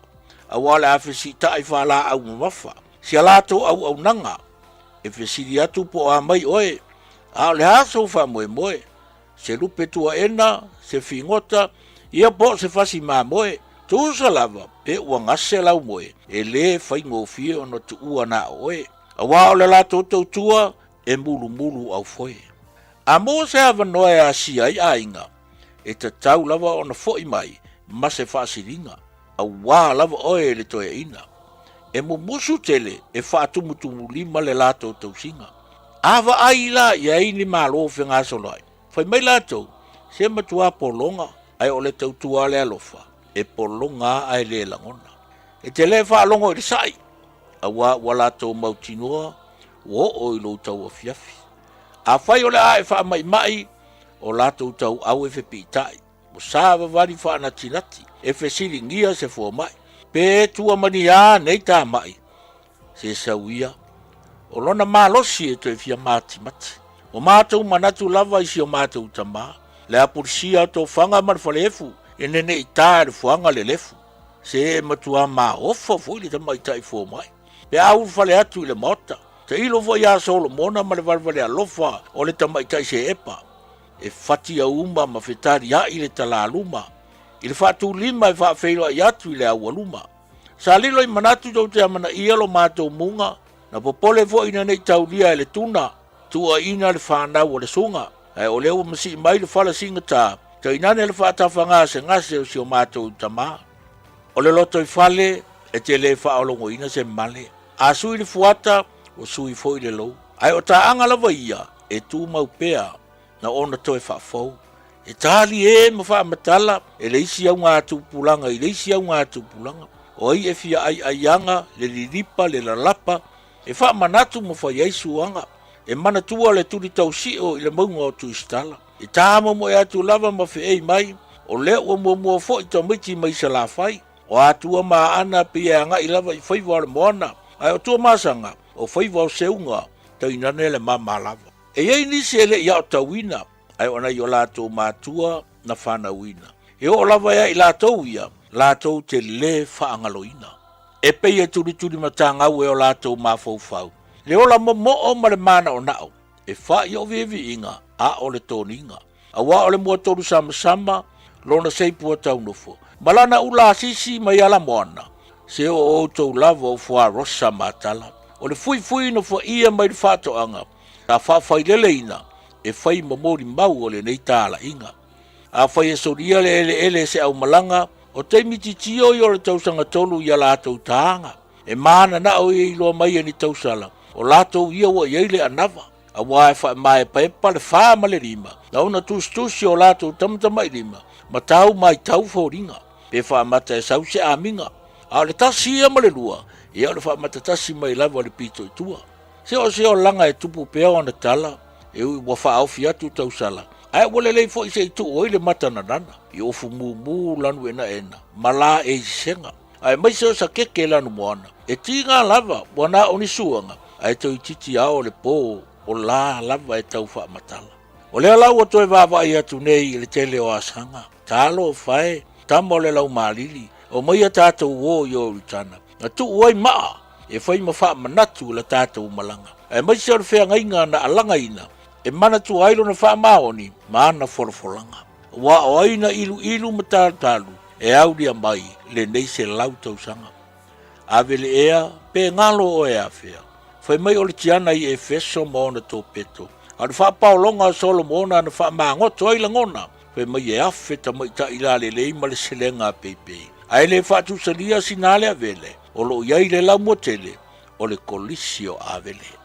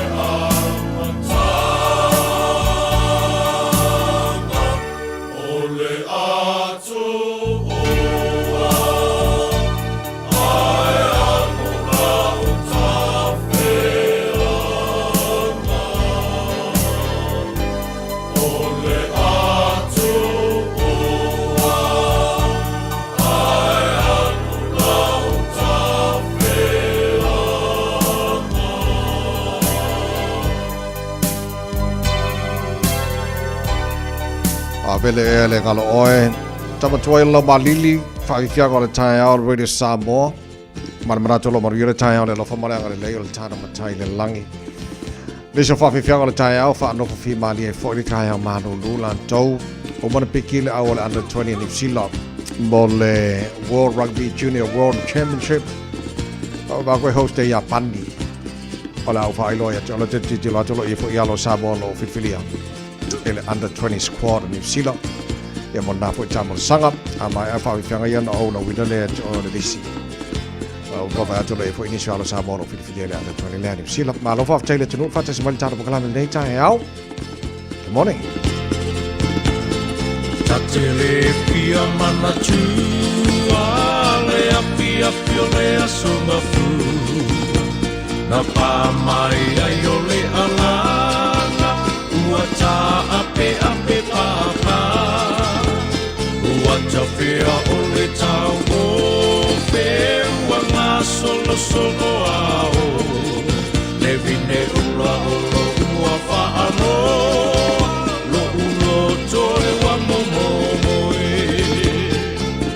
Lea whai tūnani Watangi mai alae La upuni matangi O lea ua solae Wangoto le petu au Me au o le vasae Wangotu sia lo upane sa o tiwai ia pi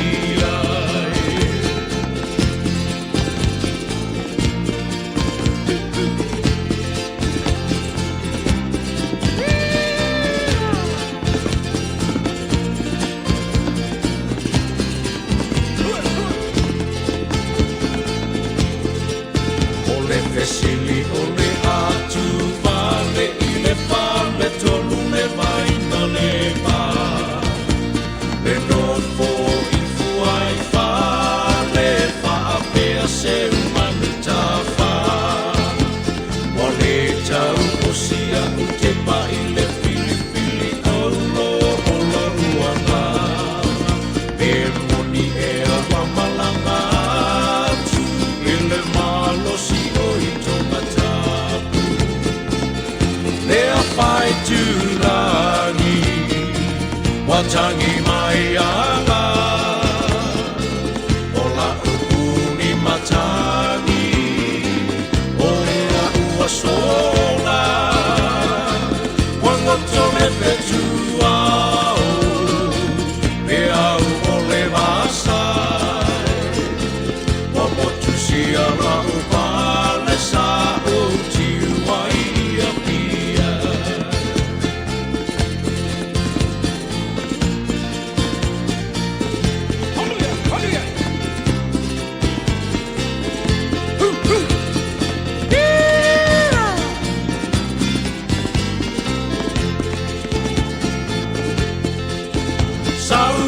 Tine Samoa se e tau tino mai pe e te alofa ea pele ai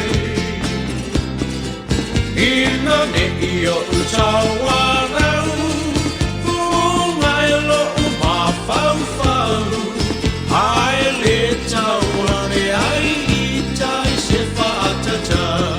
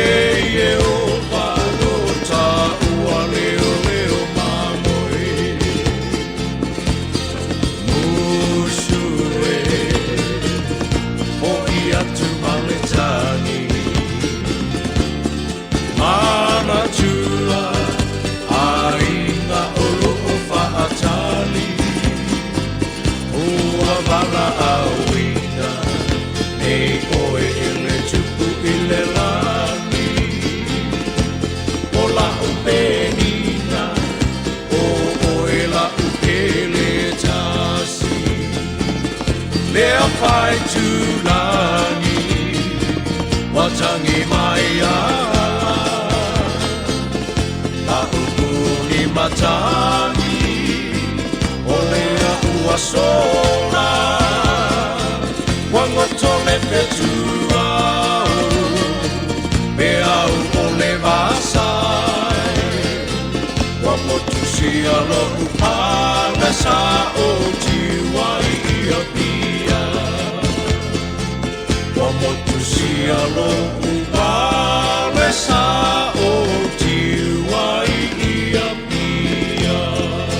Whakitianga o le tai au le Radio Samoa o le aso se fulufa assemble o mai tamata alo filifila under 20 New Zealand. I le JWC o ki lani ona sauni e lea e malanga i Georgia o Georgia le host i le World Cup le under 20 i le tausanga nei. So toru talonga le under 20 ai mo la tau filifili mo le under 20 New Zealand. Or Hookers, Alan Fakava, Hurricanes, Manawatu, Josh Finlay, Crusaders and Canterbury, and Xavier Leota, Blues, Aukilani. Or Props, Alexander Hewitt, Hurricanes, Wellington, Dane Johnston, Chiefs, Taranaki, James Moore, Crusaders, Canterbury, Henry Stewart, Highlanders, Otago, and Ethan Webber, Highlanders, Otago. Locks, Max Falle, Crusaders, Canterbury, Johnny Falloon, Hurricanes, Wellington, Jake Frost, Crusaders, and Canterbury.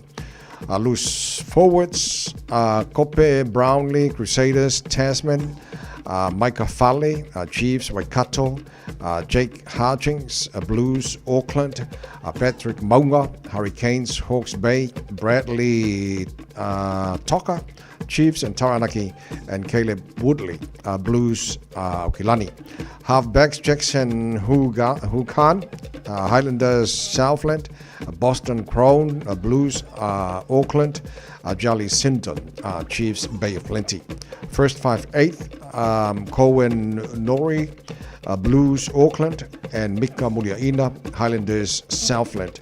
Midfielders, David Liuwai, Chiefs, Waikato, Siale Pahulu, Blues, Auckland, Triumph Voice, Hurricanes, Hawke's Bay, Haki Wiseman, Chiefs, Taranaki. Outside backs, Lautasi Etwale, Crusaders, Canterbury, Oliver Curran, Chiefs, Waikato, Kele Lasaga, Chiefs, Bay of Plenty, Palkamaleka, Alolkagofiko, New Zealand, and Logan Williams, Crusaders, and Canterbury. It was fully my stamba Filia Leo Malanga. Yeah, I reserve Lonwingham, Fatalatulato, New Zealand, Omana Misesi. Reserve here on Malanga, Malanga Molanto. So, I'm too far from my lawyer Yellow Samoa Filia under 20 in New Zealand. Yeah, but you're allowed to talk so lot to talk more. Il Babayatu, Olasoro Sufito, Masina Nei, or Uni. Yeah, yes, Talonga on the Lua, Stolo, you lie, Malta Longa, Lontolu, at Aloima Italia, Ala Ulaila Sufitu. Yeah, Boalo Sabo, Fifil under 20 New Zealand. Hello, de Fire to know.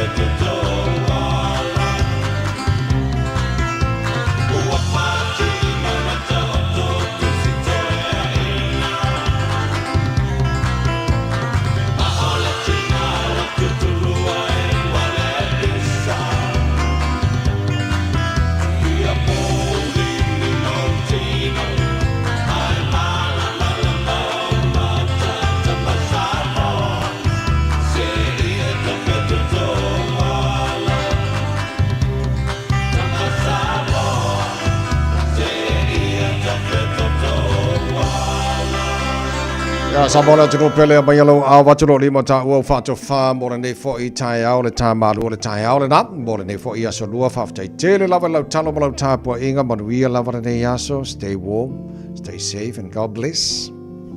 Ta fa se fo.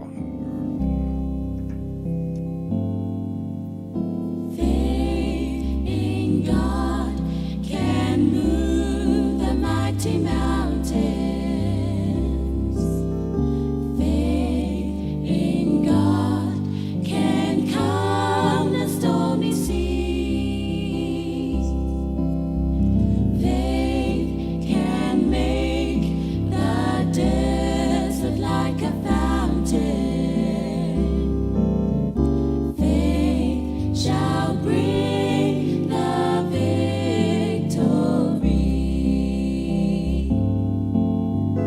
Fa'atutuele tua, mawhaia na si iti ai maunga.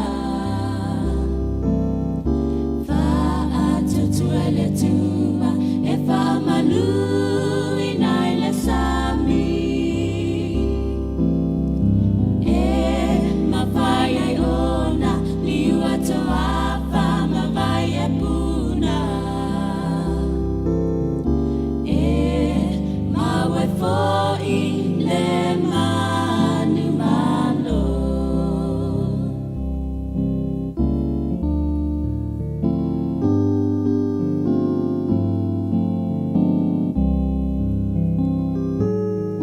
There's a roof up above, Lord, and a good place to sleep.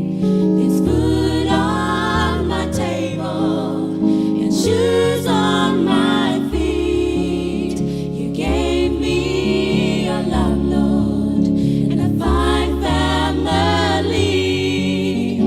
Thank you, Lord, for your blessings on me. Waufitia neileli, wayaile mea o te moeai. O mea ai wapoi mai, ma se e vai se e ai. O loa lofa wa e au mai, se ainga o te fia fia ai.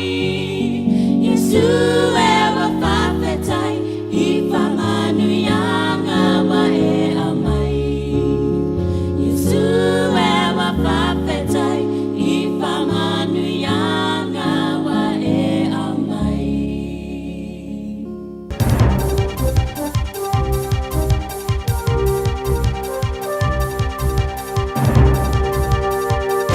Tamrio, talani mai au te roni. Sila, kamora so. O lea whaeloa le pātia le leipa ia nā i inga whaatino mor whaamama avenga le teung tāra soifonga I lea so, biona whaari ai le te iulu Chris Hipkins. O le isi o sui tau wā fō le pāti, mō le whainga pāloto le tausanga nei, ia Kingi Kiriona. Sa a yoso se seo na ia longoina, ia le au whaili poti, I le asonga fua. O le ata pena ina I le pāti, se a i inga whaatino mor whaamama avenga I le teung tāra soifonga. Mō le whaatosina, o le whainga pālota. Mulmiliane whaari e Hipkins ia Kiriona ona ia haoina ia misteli o whelo inga mautistala. Ma ua whai lava siona a yoso. Ai o le aso nafi sa longa ia Hipkins il programa il Morning Report. O le whorwhala ina lava I o le a inga whaatino sa manino mai. Ma ia ta wai e iaini na I whaamama avenga le taungu tāra soifuanga o le a whailua le leipa. Mai o le atu tala noina ina iaso whasalo mai. Wharia Hipkins, o ai inga mo tupiratongi whaalafonga mai polo fiti o me tō tino maaseti, a tangata e whaatawina por capital gains tax, o ai inga whaatino au tūna le pāti mo tupe whaalafonga. Ai o lo whaawona tilo pe I ai inga whaatino I mea pe o le tō e seo tupe tului mo whale maututongi. Au le temineo se loilonga o le a whaatino nei tala noanga le ili o leo Superintendent Rakesh Naidu. Ma le pātia le leipa I pena whaari ai le komisino leo Richard Chambers. O Naidu sa whaamao ni ai la songa fua. Ina wala wina le lisi o yose tui tau wā fua le leipa mo le whainga palota. O lo tūlanga suma tolu le lisi o sui tau wā fitse fulu o le leipa. Le ai atangia mai ai le telo sona wanoa e ulufale le parmeni. Le sa le fifi ai Chambers. Whaari Chambers. O le matawhai o Naidu o le mwhainiona tue whaatinoa. Mai sa aratau na wawe longo I e lon whanu nonga whaporo kiki o iai. ma ia ta wa ile lusi ile tusi o fasino mango tiu tele leo o fa pema ia o se pe ona du ilo na tulanga sini o yai sa ta ona longo ina komisina ilo na fana nonga ai sa longa Chris Hipkins te uro le leipad proclame morning report sa muri ta ia na du ia nga se senga ile longo ina leo lo na pole ai o leo o uli na nafi sa fa le Chambers o se toi loi longa o le fa tino ina nei tu sai ma le temi sa fa ia tele no nga na du ma le leipa lumana ile fa toi no leo ilo na fita vai ba lota o fai anga tele ia le malo ni sila fai se ngai o inga i ta longa fa te tino e pole tamo e fa sa sao pole run it straight e bera fa ia e fa la bo tonga so sani mo fai ai e fa manolia mata wai e tasi lava lo fai ai o le ta longa sa amata Australia ma la lo tele ni sila nei o no malo se fa sa longa i lungo o wala so tenga lo tele le sa fai ngoi o tamo e fa sa sao o se ta longa fa te tino tele i tangata Pasifika sa mai toina le mafuli e ta alo ai e lungo le malai o le tangata te mo e mare polo e fa te tali mai reisi tangata po e mata mo e ai i se sao e o i ai fa sanga lesi ma fa fito ai tino e o no le manipulo yulu a poni vaenga mo saunga le mo o le tangata e malo sia tu le te me fito ai o ia le nai manu malo o tau vanga sa fai e New Zealand nei sa o foi na ia fa lunga tupe se maulunga e o kula vai luse la wafe ka la o le tero fara tonga makulupo ta longa i New Zealand tanga fa pitoi so fo malo loina sa ma tuai fa joina nei tau vanga e au fiai mala ka pili ke New Zealand o le tamata vo ya Ryan Satterthwaite e se fu mari va tau sanga mai Palmerston North sa fa noi le ola le tau sanga mo vai out ta aloi le ta longa o nisi o tangata sa awai sa vai le matapongia matongo fikia au fai ngalo ngo soi fo malo loina sa fa mauni ai le min sta ta longa Mark Mitchell le vasone o fa wona ngalo luer malo si tulanga sui ele tola fono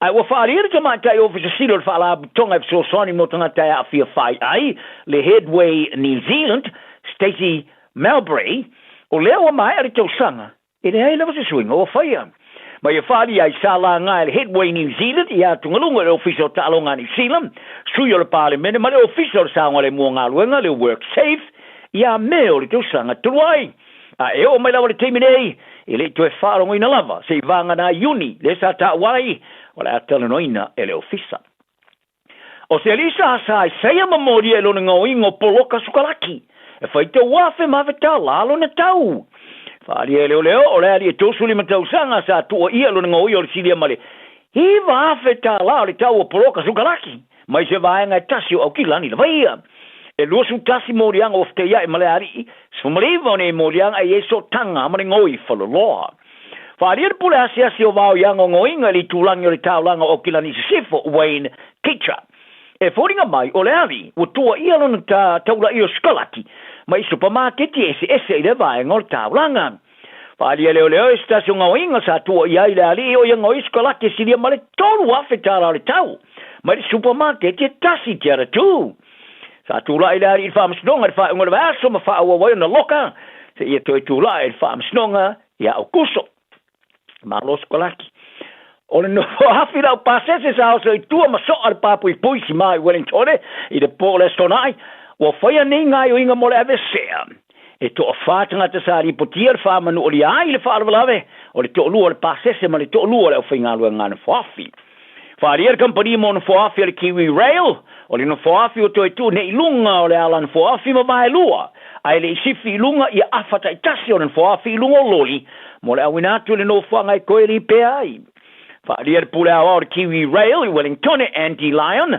o no le whawhainga ta telo le ngā ruenga to a mai ai le aso Friday ta alonga o le ata aro rau kapili ki a New South Wales se Australia o noma stasi o latu tama wha moina Stephen Crichton mo le ta alonga whastete lo na lua pona nei o no le afianga non to au o le sui o le to sa mo sa e se fa fitau le so tanga non to au moni vai aso ai sa mai alava le 20 minuto te alo le talo sa manu malo ila na kalapo le Bulldogs i le Parramatta Eels i le songa 4 ai betai o le ale au fia le au le Lorrydale mo le talo le malai al MCG me pone o le wing le Sydney Roosters Mark na wakani ta wase wa filia le falo leo Casey McLean was sui tulanga ya Crichton ile awe mo mota alom o isi o ingoa wa fia ele au ni sa wele se au fia mai si sui o le to Samoa Brian To'o ma pain ass o le au Queensland Reds o au fia foi sui o le to Samoa hamisi o tapo I fido ma marataulangi fa pe matino fa su ma le aui o le talo ngo mo le vani au lu o le tamo sa fa stete sa manu malo New South Wales o le sui mo mor kala purika le Warriors Kane Evans wa fai lo alo na loto tele mai fai lo ina ile por kala me o le kapiliki Australia le ale 100% footy ale televisiva New Zealand ile son fua o io se kei o Evans at alo mo mor kala por Sydney Roosters le Parramatta Eels Australia ma le Warriors New Zealand tamar sangal NRL ile vale lo af su fama le af male lo futasi ta ia fai lo ile por kalame ile me fai tau se fulo tau sanga o ia natia e o lava ile na fala feel on falong on gay ta ia fali ai o se falong ngona o le motua malu ia pito sili o na leanga ma ia ta wa ia tolu ia sini au tu sa ia lo na langa o le ta alo le ta marsanga NRL fa tau se fale ona matua o na pulele ilo na ola sa ia ilo lava o lai titiane o ia se kei a sa ola ni le muse fai lo ina ile fausio ni papui puia sola ese ai mai lona tangata tonu sa tala no ai Evans o le sumaliri mon tau sanga sa ia ilo ai nai o ia se kei le ia lava sana moe o le mana o pule luna ola ma le fefeola ma tangata sa tau mawhai fa atonga falea o na tapa ina fa amalo si e tupe te tongi mai a te pole blackmail ile teimi au ta alo ina wala tu ilo ina o ia se kei o fa'ari ele tene talo le lei nei tua la kapi fa va malo le Black Ferns in New Zealand ma le au le matatu ya Amy Duplessis o lona no ta inga te alo fa sanga tau le au fili te mai ta Leona Peritania mai alani fa pe ma fi ta alo le ta ma sanga bri por rangi o ma fo anga tu na o saini ai se fenga umi ma le kapi New Zealand o le au fili te mai ta Leona Peritania mai alani o le malanga ta milo mai New Zealand nei mo ste mo ya September o le tau sanga fo e tolu talonga faitaulia male Black Ferns la talo ai fa pema ni ala tu talonga talo ai ma au fai tu malo ni sila